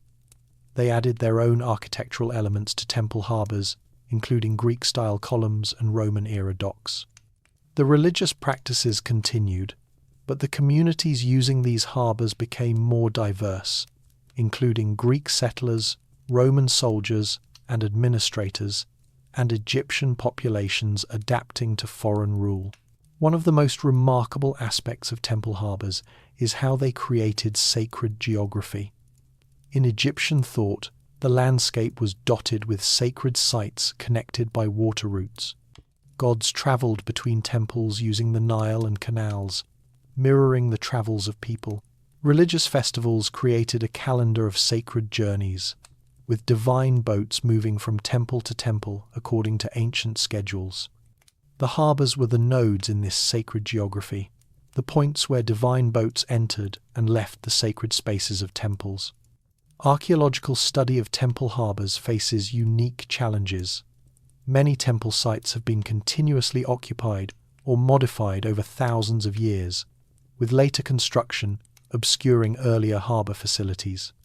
The Nile's shifting course means that some ancient harbours are now far from the modern river. Excavating harbour areas often means digging through layers of later occupation, requiring careful stratigraphic analysis to understand the different periods of use. Despite these challenges, archaeologists have revealed remarkable details about how temple harbours functioned. At Karnak, recent excavations have uncovered the stone embankments of the ancient harbour, ceremonial platforms where divine boats would dock, and channels that controlled water flow into and out of the harbour basin. These discoveries allow us to reconstruct the impressive scale and sophistication of these ritual spaces. The religious use of harbours reminds us that for ancient Egyptians, there was no sharp division between the sacred and the everyday. Water was sacred because it brought life. Boats were sacred because they carried gods and people. Harbours were sacred because they were thresholds between water and land, between the journey and the destination. The temple harbours of ancient Egypt were places where the practical necessities of transportation, infrastructure, and the spiritual needs of religious practice came together in spaces that were simultaneously functional and deeply meaningful. Today, some of these temple harbours can still be seen, though no divine boats have docked there for nearly 2,000 years. The basin at Karnak is dry, and the sacred canal that connected it to the Nile is gone. The island of Philae's ancient harbours are submerged beneath Lake Nasser, though the temples themselves were moved to higher ground before the modern dam flooded their original location. These forgotten sacred harbours remind us of a time when religion was not confined to buildings, but extended to the waterways that connected communities and allowed gods to travel among their people. Chapter 8: The Hidden Harbour That Rewrites History. What if everything we thought we knew about ancient Egypt's earliest maritime activities was wrong? Recent discoveries along the Red Sea coast have uncovered a harbour that dates to a period when most scholars believed Egypt had no significant seafaring capabilities. This extraordinary find has forced historians to reconsider the timeline of Egyptian maritime development and has revealed that Egypt's engagement with the sea began far earlier than anyone imagined. This hidden harbour, older than the pyramids, represents the earliest evidence of organised long-distance maritime trade in human history. The discovery happened in a remote stretch of Egypt's Red Sea coast, where archaeological surveys detected unusual stone formations along the ancient shoreline. When excavations began, archaeologists found the remains of an extremely ancient harbour with features that showed sophisticated planning and construction. The harbour included stone anchors of a distinctive ancient design, pottery that dated to Egypt's first dynasty over 5,000 years ago, and evidence of large-scale fish processing. This was not a simple fishing camp, but an organised commercial operation on a scale that shocked everyone involved in the discovery. What makes this harbour extraordinary is not just its age, but what it tells us about early Egyptian capabilities. This harbour operated during Egypt's formative period, when the unified Egyptian state was just emerging and the first pharaohs were consolidating power. Traditional historical narratives portrayed this period as focused on internal development, with significant maritime activities coming much later. The discovery of this ancient harbour shows that Egypt's rulers were engaged in Red Sea trade and possibly long-distance maritime expeditions from the very beginning of Egyptian civilization. The artifacts found at the site provide clues about what this harbour was used for. Large stone anchors show that substantial boats used this harbour, not small fishing vessels but ships capable of carrying cargo on extended voyages. Pottery includes storage jars that likely contained water, oil, or other supplies needed for sea voyages. Animal bones show evidence of systematic meat processing and drying, suggesting this harbour supported expeditions that needed preserved food for long journeys. Most intriguingly, shells and coral species found at the site do not occur naturally in this area, but come from regions further south along the African coast or across the Red Sea in Arabia. Could Egyptian mariners really have been sailing across the Red Sea and down the African coast over 5,000 years ago? The evidence increasingly suggests they could and did. The Red Sea, while challenging to navigate, has predictable wind patterns. During certain seasons, winds blow consistently from north to south, allowing boats to sail down the coast or across to Arabia. During other seasons, winds reverse, allowing return voyages. Ancient sailors who understood these patterns could make regular voyages with reasonable safety. The purpose of these early voyages was probably to obtain resources unavailable in Egypt. Even in the earliest periods, Egypt needed certain materials for religious rituals, royal display, and technological development. Incense for religious ceremonies, exotic shells for jewelry and decoration, perhaps hardwoods or other materials available only in distant regions. All these would have motivated early Egyptian rulers to sponsor maritime expeditions. The harbour represents the infrastructure needed to support such expeditions, showing that organised long-distance trade was a priority for Egypt's first pharaohs. Who built this ancient harbour and organised these expeditions? Evidence points to direct royal involvement. Only the pharaoh had the resources and authority to organise expeditions to distant regions. The earliest pharaohs portrayed themselves as all-powerful god-kings who had conquered Egypt and brought order from chaos. Successful maritime expeditions that brought back exotic goods from distant lands would have reinforced these claims to power. The harbour was likely built on royal orders and operated under royal authority, with officials reporting directly to the pharaoh's administration. The construction of the harbour itself shows considerable engineering skill. Workers built stone platforms extending into the water where boats could tie up. They dug basins where boats could be pulled onto the beach for maintenance or to protect them from storms. They built structures for processing and storing goods, including what appears to be a large-scale facility for drying fish or meat. All of this required planning, organisation, and a workforce that knew how to work with stone and understood marine environments. One of the most puzzling aspects of this ancient harbour is how knowledge about it was lost. Why did later Egyptians not know about these early maritime achievements? Part of the answer may lie in the political upheavals that marked early Egyptian history. The first dynasty ended in turmoil, and subsequent political changes may have disrupted the operations based at this harbour. If expeditions from this harbour were associated with specific early rulers who fell from favour, later kings might have deliberately ignored or downplayed these achievements. The remoteness of the location also meant that once active use ceased, the harbour would quickly be forgotten as desert sands covered the remains. The discovery of this ancient harbour has implications beyond Egyptian history. It suggests that human maritime capabilities developed earlier than traditionally thought. If Egypt was sending ships across the Red Sea 5,000 years ago, what were other ancient civilizations doing? Were there contemporary maritime trade networks we have not yet discovered?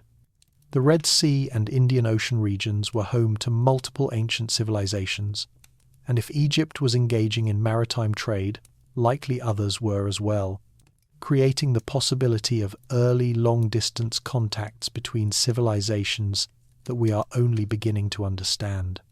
Modern technology played a crucial role in this discovery.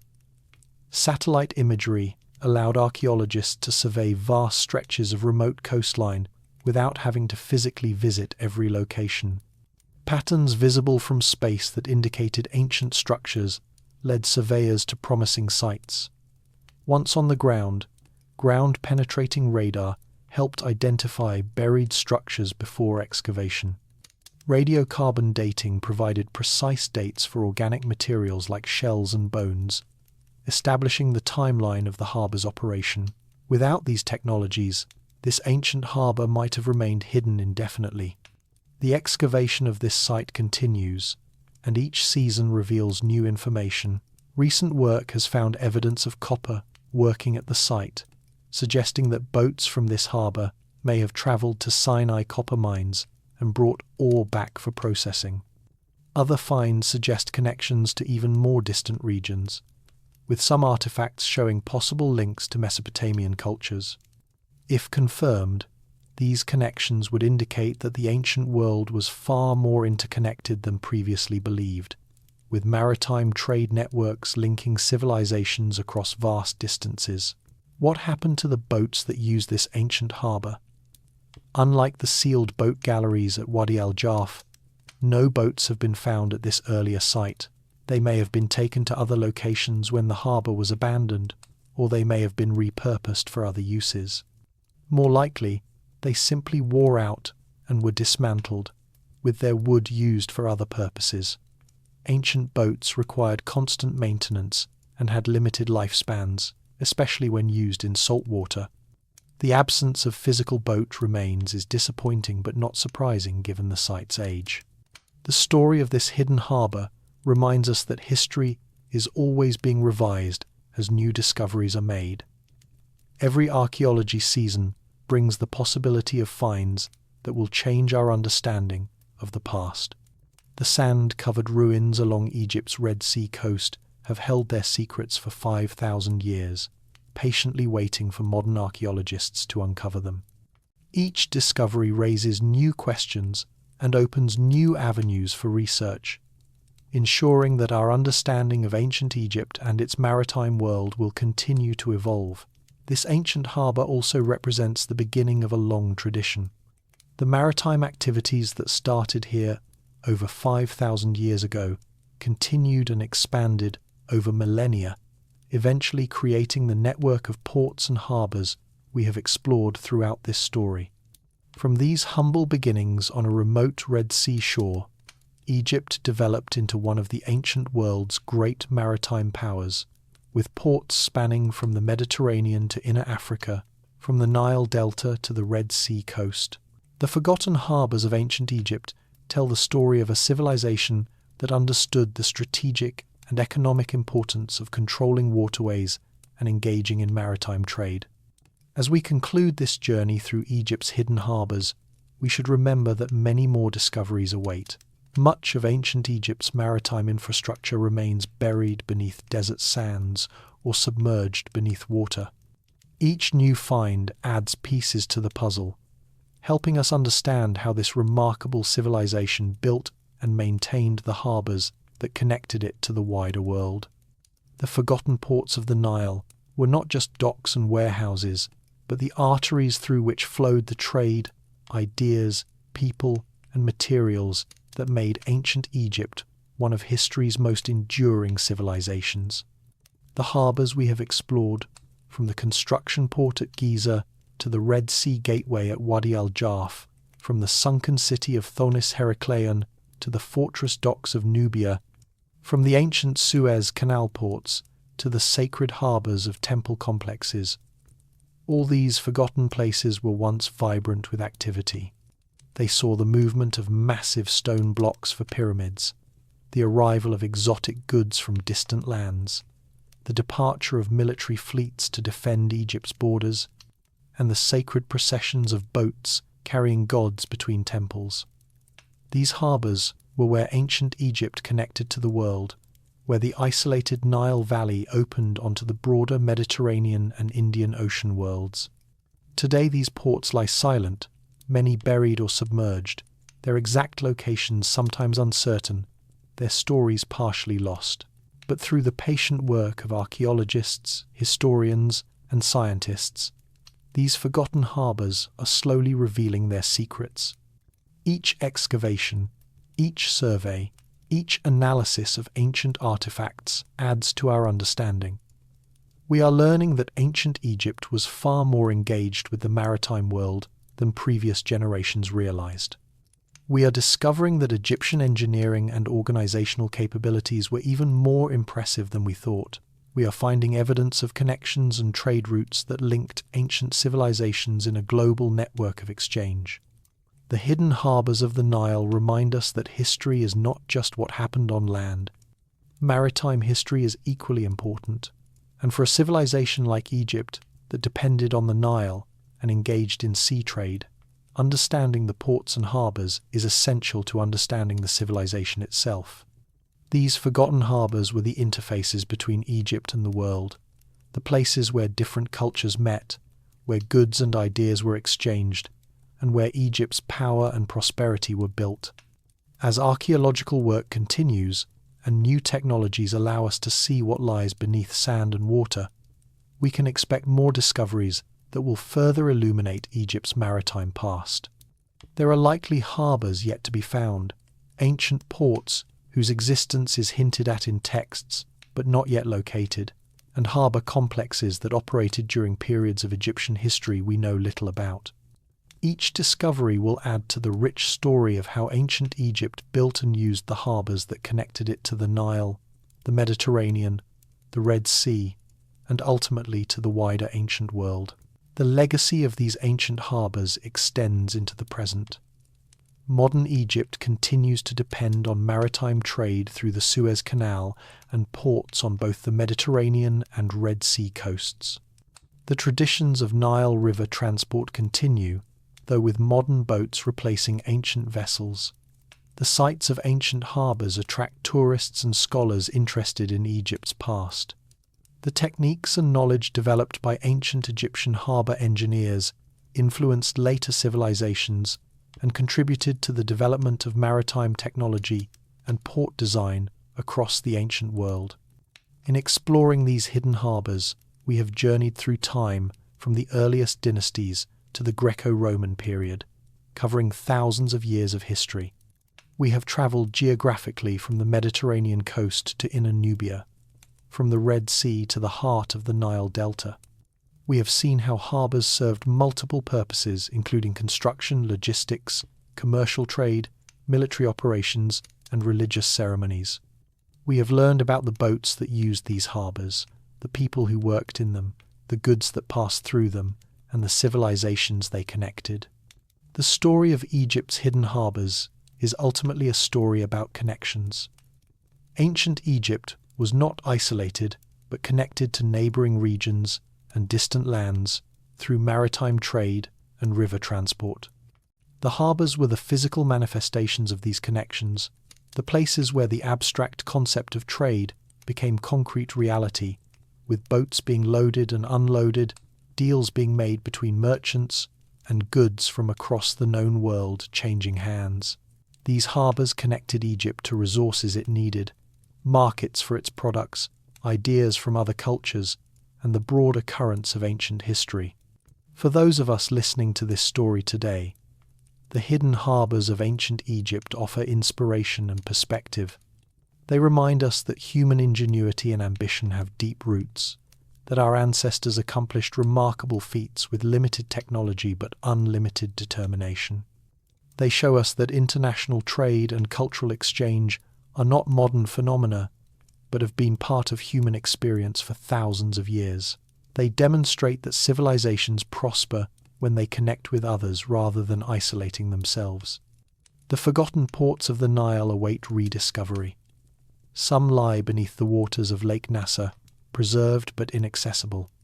Others are buried beneath the modern cities of the Nile Delta, their excavation complicated by overlying development. Still others rest beneath empty desert, marked only by subtle features visible in satellite images. As technology advances and archaeological methods improve, more of these hidden harbours will be found, studied, and understood. Each discovery will refine and expand our understanding of ancient Egypt's maritime world. When we think of ancient Egypt in the future, perhaps we will add images of bustling harbours to our mental pictures alongside pyramids and temples. We will imagine wooden boats being loaded with stone blocks at the foot of pyramids, merchant ships arriving at delta ports carrying wine and olive oil from across the Mediterranean, warships deploying from naval bases to defend Egypt's shores, and sacred boats carrying gods between temples on ceremonial voyages. These maritime scenes were as much a part of ancient Egyptian life as the more famous monuments that have captured modern imagination.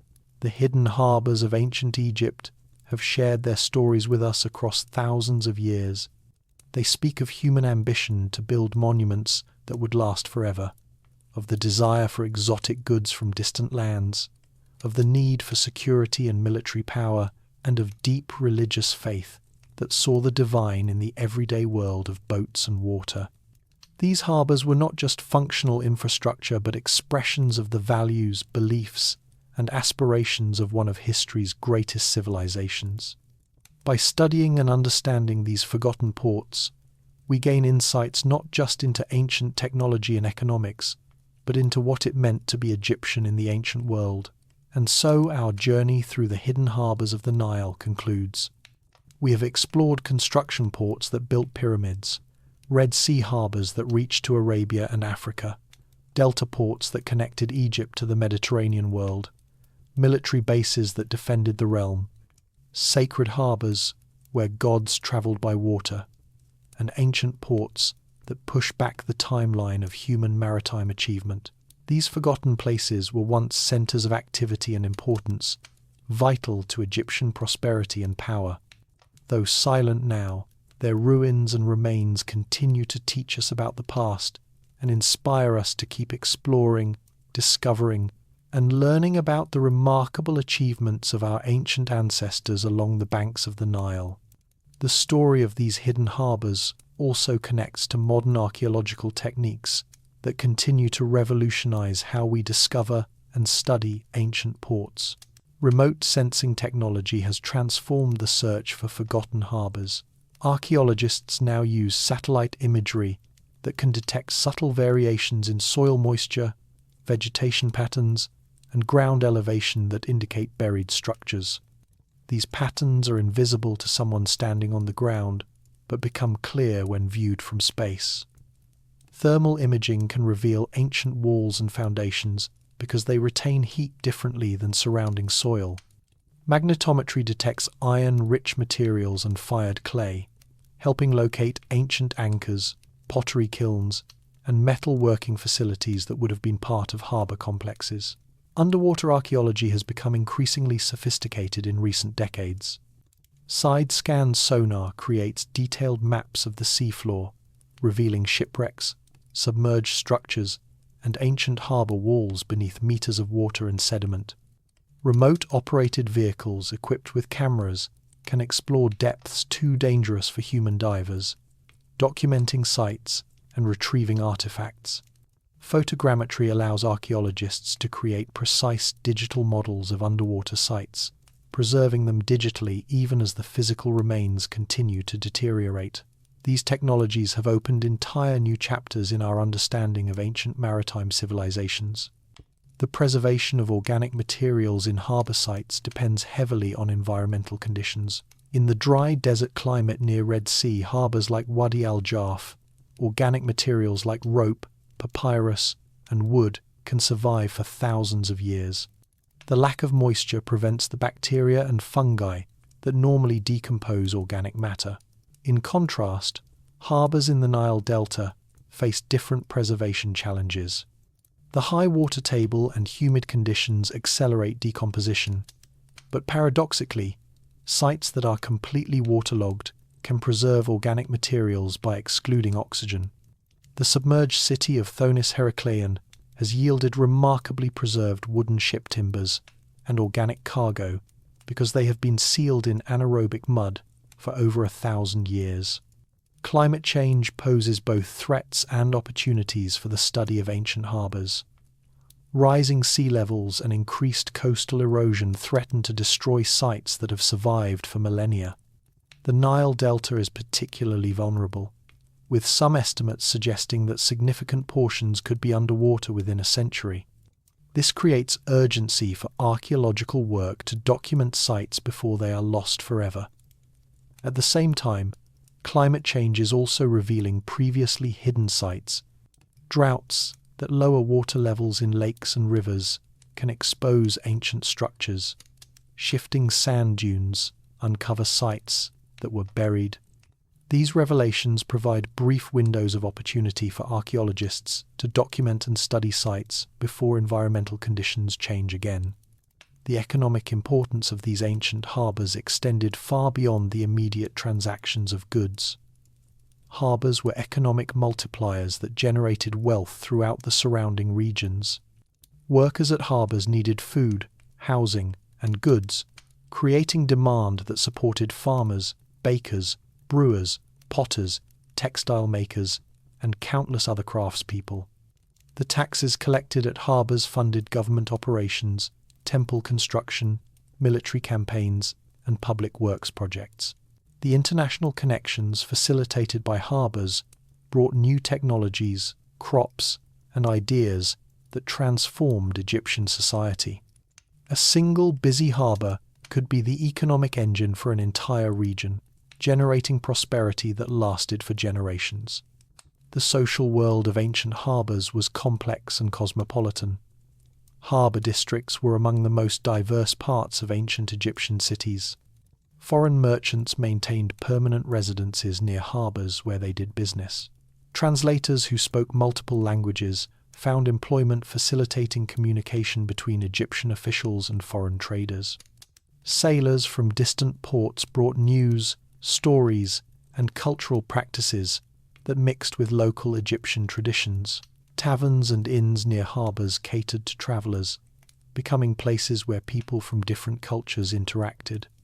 Harbour neighbourhoods often developed distinct characters, with foreign temples, ethnic enclaves, and mixed cultural practices that set them apart from the rest of the city.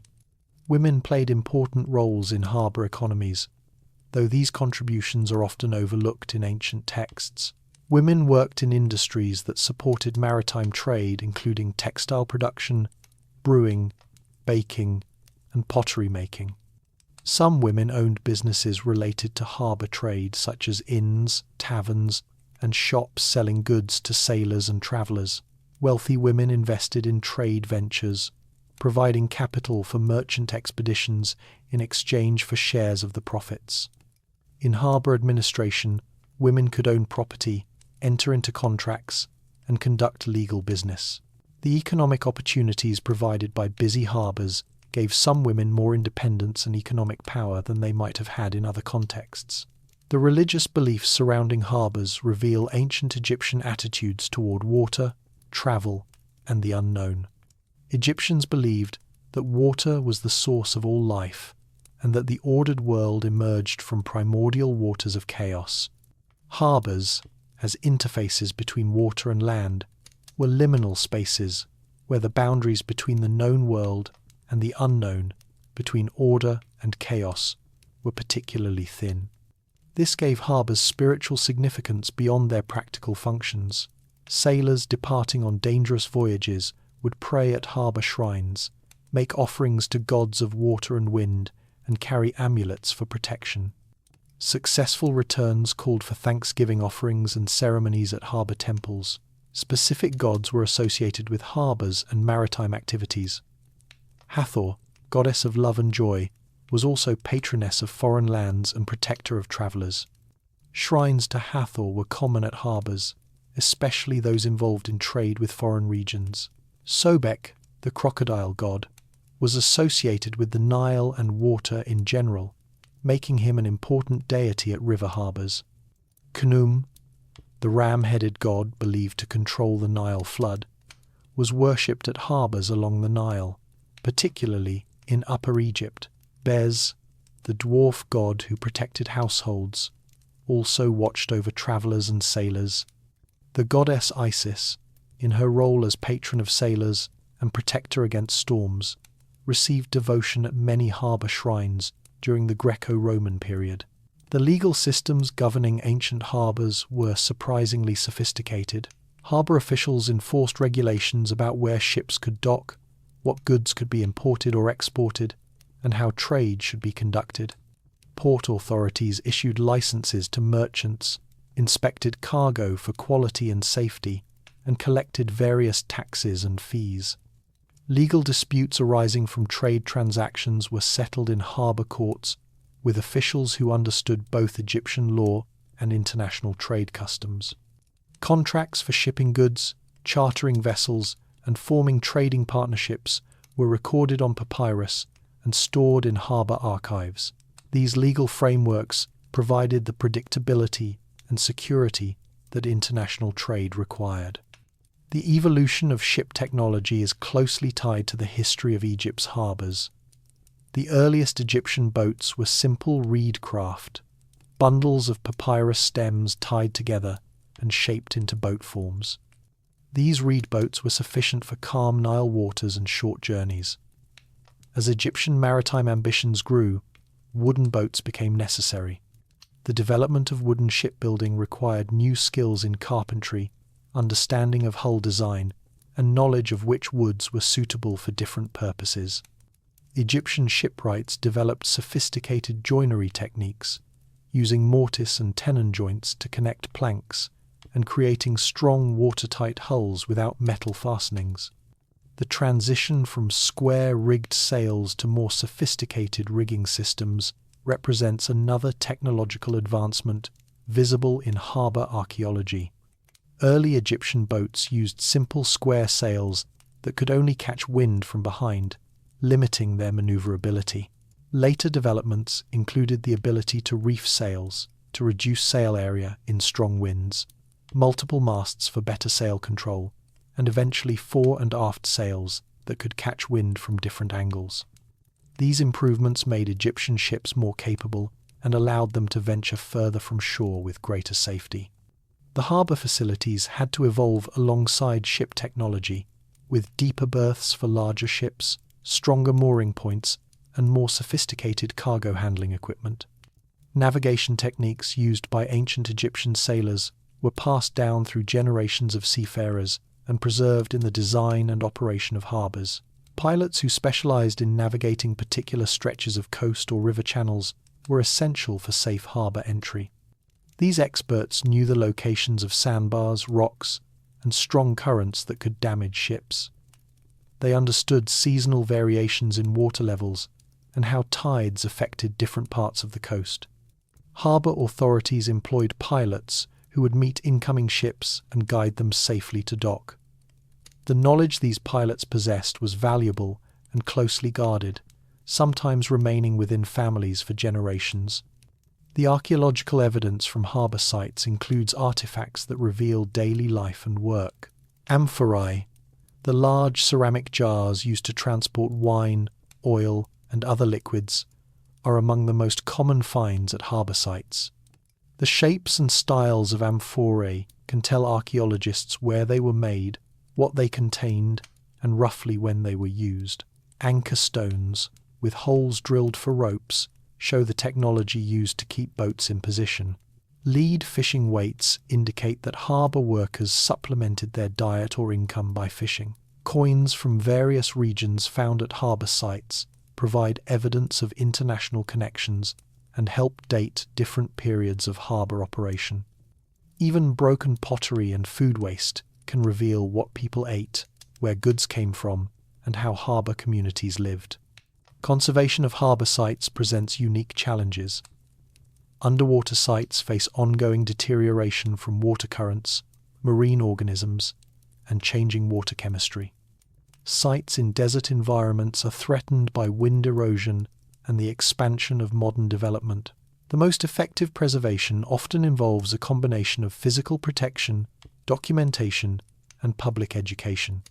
Some important harbour sites have been designated as protected archaeological zones, where construction is prohibited. Others have been developed as archaeological parks, where visitors can see excavations in progress and learn about ancient maritime history. Digital preservation through detailed photography, laser scanning, and database creation ensures that information about sites is preserved, even if the physical remains are eventually lost. The study of ancient Egyptian harbours contributes to broader questions about how civilizations develop and interact.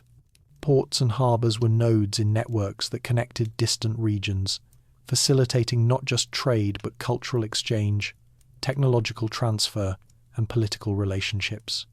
Understanding these networks helps us see ancient civilizations not as isolated entities, but as participants in interconnected systems spanning continents. The harbours of ancient Egypt were part of maritime networks that linked the Mediterranean world with the Red Sea and Indian Ocean, creating trade routes that predated the famous Silk Road and were equally important for cultural exchange. Modern port cities in Egypt occupy some of the same locations as ancient harbours, showing the enduring geographic advantages of these sites. Alexandria remains Egypt's largest seaport, built on the same magnificent harbour that Alexander the Great chose over 2,000 years ago. Port Said, at the northern entrance of the Suez Canal, sits near ancient Pelusium. Safaga and other Red Sea ports continue the maritime traditions begun at ancient sites like Wadi al-Jarf. This continuity reminds us that geography shapes human activities across millennia, and that the factors making a location ideal for a harbour remain relatively constant even as technology and civilizations change. The future of research into Egypt's hidden harbours looks promising as new technologies and approaches continue to emerge. DNA analysis of ancient organic remains found at harbours can reveal information about ancient diets, diseases, and even the geographic origins of people who worked at or visited these sites. Chemical analysis of residues in pottery can identify what goods were transported and traded. Computational modelling allows researchers to simulate ancient sea routes, test theories about navigation, and understand seasonal patterns of trade. Machine learning algorithms can analyze vast amounts of archaeological data to identify patterns and connections that human researchers might miss. These cutting-edge techniques promise to reveal even more about Egypt's maritime past. Educational initiatives are helping new generations appreciate the importance of Egypt's maritime heritage. Museums in Egypt and around the world feature exhibits on ancient Egyptian boats, harbour life, and maritime trade. Underwater archaeological sites are being developed as destinations for dive tourism, allowing people to see submerged ruins firsthand. Virtual reality experiences let people explore reconstructions of ancient harbours, walking through marketplaces and watching boats being loaded as they would have appeared thousands of years ago. These educational efforts help ensure that the forgotten harbours of the Nile remain part of our collective memory and inspire continued research and preservation. The harbours we have explored throughout this narrative represent only a fraction of the maritime infrastructure ancient Egypt developed. Countless smaller harbours, landing places, and boat stations existed along every navigable waterway in ancient Egypt. Each village along the Nile had places where boats could land. Each temple, fort, and administrative centre had its own harbour facilities appropriate to its needs. Agricultural estates had docks where produce could be loaded onto boats for transport to markets. Private individuals wealthy enough to own boats had moorings where they could be secured. The maritime landscape of ancient Egypt was far more complex and extensive than any single narrative can fully capture. As we reflect on this journey through Egypt's forgotten harbours, certain themes emerge repeatedly. First is the theme of human ingenuity and adaptation. Ancient Egyptians faced significant environmental challenges, from desert heat to Nile floods to dangerous seas, but developed sophisticated solutions that allowed them to thrive. Second is the theme of connection. The harbours linked Egypt to the wider world, facilitating exchanges that enriched Egyptian civilization and influenced distant cultures. Third is the theme of continuity and change. Harbours rose and fell, technologies evolved, political systems changed, but the fundamental importance of waterways for transportation and trade remained constant across thousands of years. The forgotten harbours of ancient Egypt await not just archaeological discovery but renewed appreciation for their historical significance. These were not mere backdrops to Egyptian history but active agents in shaping how Egyptian civilization developed. The wealth that flowed through these harbours funded the monuments we admire today. The foreign goods that arrived at these ports influenced Egyptian art, religion, and daily life. The ships that departed from these harbours carried Egyptian influence to distant shores. The workers who laboured at these harbours were as essential to Egypt's success as the pharaohs and priests whose names dominate historical records. In closing this exploration, we return to the central insight that has guided our journey. The true story of ancient Egypt cannot be fully told without understanding its maritime dimension. For too long, popular imagination has focused exclusively on pyramids rising from desert sands. But ancient Egypt was also a civilization of ships, sailing across seas, harbours bustling with international trade, and engineers who understood how to harness water for transportation. The harbours hidden beneath sand and water are finally emerging from obscurity, and with each discovery, our picture of ancient Egypt becomes more complete, more nuanced, and ultimately more fascinating. The Nile's forgotten ports have stories still to tell, secrets still to reveal, and lessons still to teach about how great civilizations rise, thrive, and endure through their connections to the wider world. The relationship between ancient Egyptian harbours and environmental sustainability offers interesting parallels to modern concerns. Ancient harbour engineers had to work with natural systems rather than against them. They understood seasonal flood patterns and built canals that utilised natural water flow. They chose harbour locations that would naturally resist silting and erosion. When harbours did fill with sediment, they organised dredging operations to clear channels, recognising that ongoing maintenance was essential for long-term operation. This understanding of working within environmental constraints, rather than trying to overcome them through brute force engineering, offers lessons relevant to contemporary port development and management. The impact of ancient harbours on local ecosystems was significant, but generally less destructive than modern port facilities. Ancient harbours were smaller in scale and built with less environmental disruption. Wooden pilings and stone walls provided habitats for fish and other marine life. The organic materials used in ancient ships and harbour structures eventually decomposed and returned to natural cycles. However, ancient harbours did alter local environments. Dredging changed water flow patterns. Harbour construction affected fish migration routes. The concentration of human waste and ship effluent polluted harbour waters. Evidence of ancient pollution can be found in harbour sediments, showing that environmental impact from maritime activities is not purely a modern phenomenon. Trade goods that passed through Egyptian harbours included items we might not immediately think of as trade commodities. Live animals were transported, including horses from Syria, dogs from Nubia, and even elephants from Africa destined for royal menageries. Plants and seeds travelled through harbours, introducing new crops to Egypt, including olive trees from the Mediterranean region and fruit trees from Mesopotamia. Medical substances, including minerals used in medicines and mummification, came through ports. Even soil and sand were transported for specific purposes, with clean sand used in metalworking and fertile soil moved to improve agricultural land. The diversity of goods flowing through these harbours reveals the complexity of ancient trade networks. The timing and seasonality of harbour operations followed natural rhythms that are largely absent from modern port operations.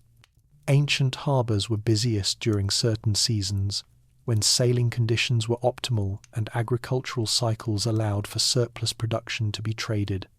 The Mediterranean sailing season traditionally ran from spring through autumn, with winter storms making sea travel too dangerous. Red Sea trade followed the seasonal wind patterns, with voyages timed to take advantage of predictable winds blowing in favourable directions. Nile River trade peaked during and after the flood season when water levels were high enough for fully loaded cargo boats. Harbour workers and sailors often had seasonal rhythms to their work, with busy periods followed by slower times when maintenance and preparation for the next season took place. The architecture of ancient harbour districts reflected their cosmopolitan character.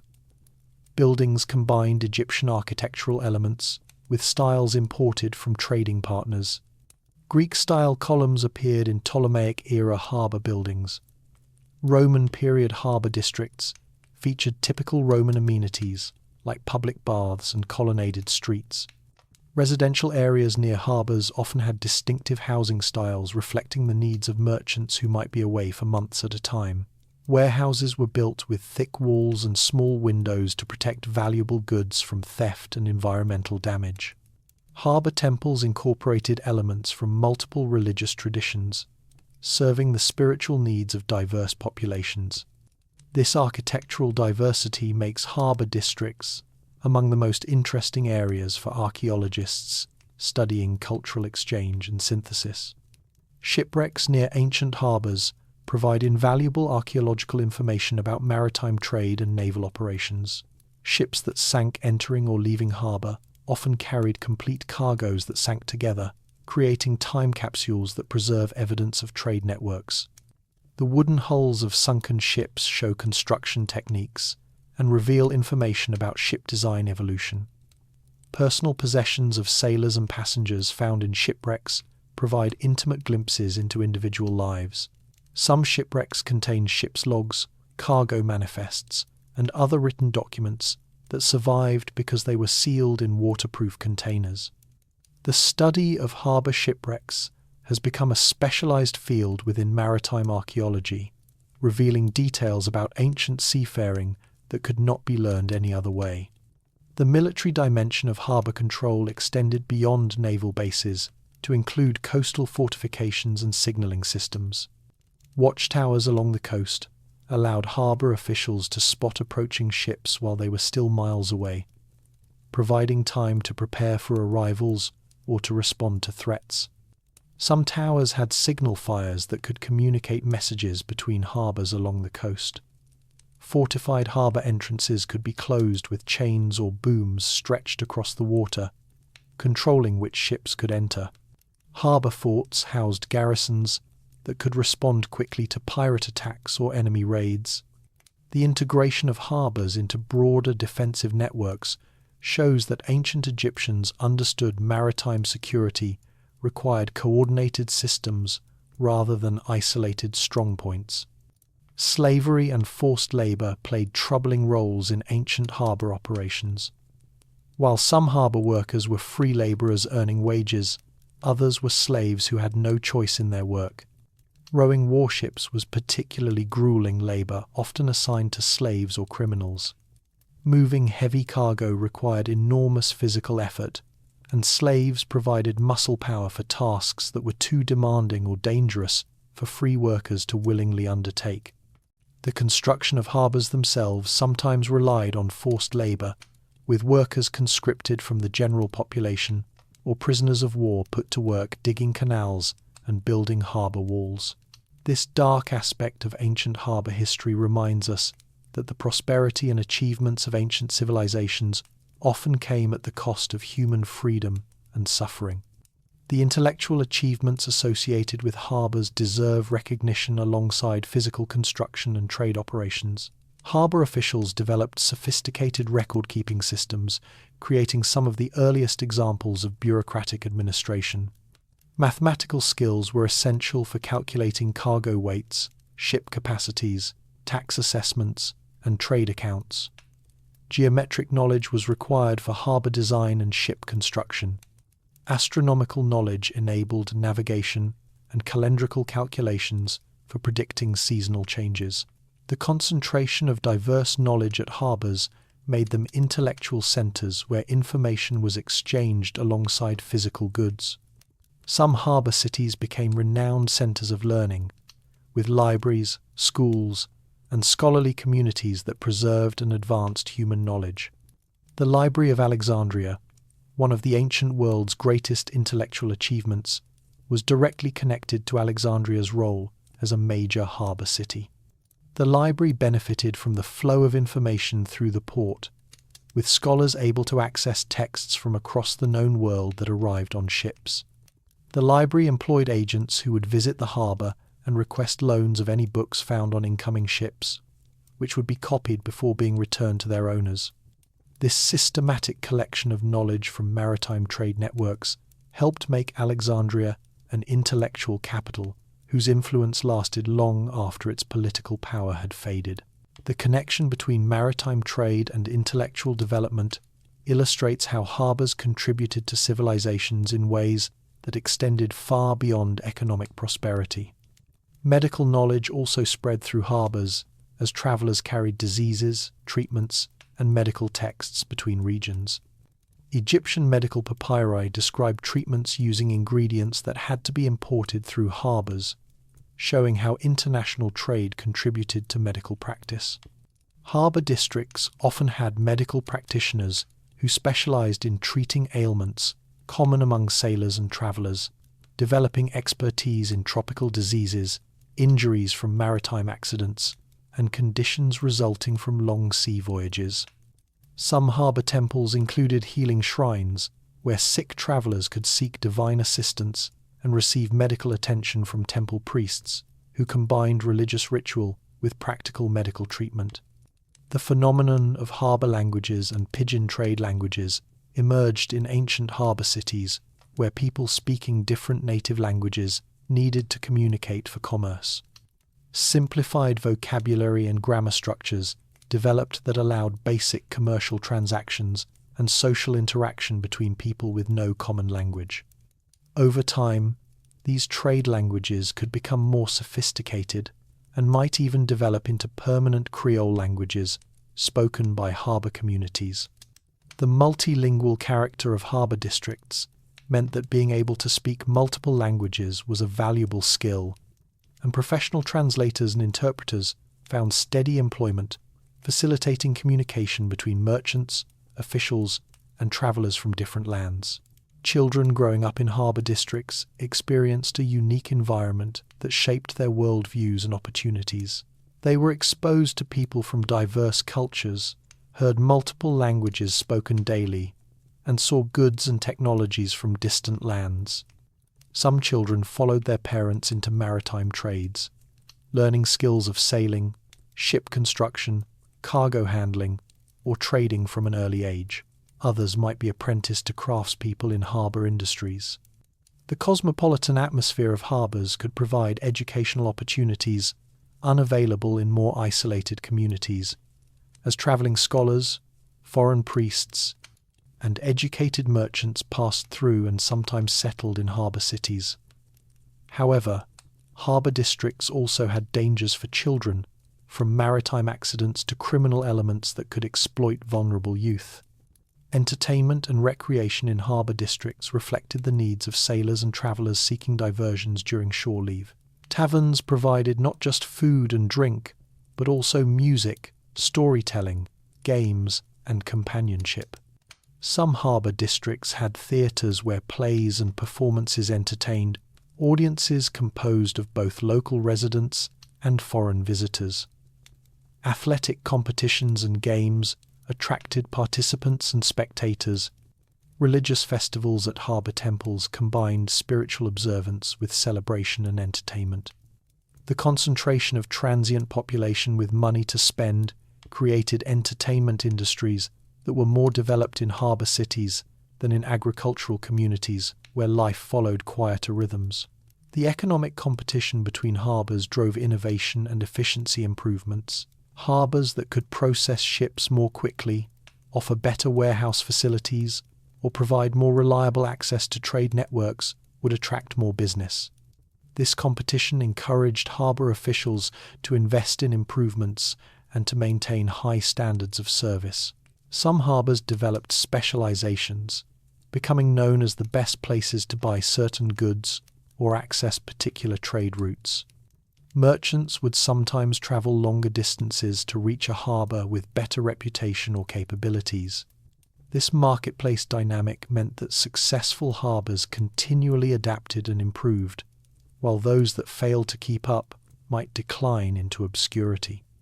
The documentation of harbour activities in ancient texts provides valuable historical evidence, but also reflects the biases and limitations of ancient writers. Official records emphasized royal achievements and administrative efficiency, while ignoring the contributions of common workers. Literary texts might romanticize foreign lands and exotic goods while overlooking the harsh realities of maritime labor. Archaeological evidence complements textual sources by revealing aspects of harbor life that were not considered worthy of writing about. The combination of textual and archaeological evidence provides the most complete picture of how ancient harbours actually functioned, showing both the official narratives and the material realities of daily operations. As archaeological work continues at harbour sites throughout Egypt, new discoveries regularly revise our understanding. Recent excavations have revealed previously unknown harbour facilities, identified new trade connections, and documented technologies that were more sophisticated than previously believed. Each discovery generates new questions that require further research. The study of ancient Egyptian harbours remains an active and exciting field where significant breakthroughs are not just possible but likely in coming years. The forgotten harbours of the Nile still guard secrets waiting to be uncovered by future generations of archaeologists, historians, and scientists who will continue the work of reconstructing this crucial aspect of ancient Egyptian civilization. The story of Egypt's hidden harbours is ultimately a story about human connections across space and time. These ancient ports connected people in different lands during ancient times, creating networks of trade and cultural exchange that shaped civilizations. Today, they connect us to our past, providing tangible evidence of how our ancestors lived, worked, and interacted. The harbours remind us that despite technological differences, ancient people faced similar challenges and found sophisticated solutions. They built impressive infrastructure, organised complex logistics, and created systems that functioned reliably for centuries. Their achievements inspire us and challenge us to approach our own challenges with similar creativity, determination, and vision. The hidden harbours of ancient Egypt have much to teach those willing to listen to their stories echoing across thousands of years.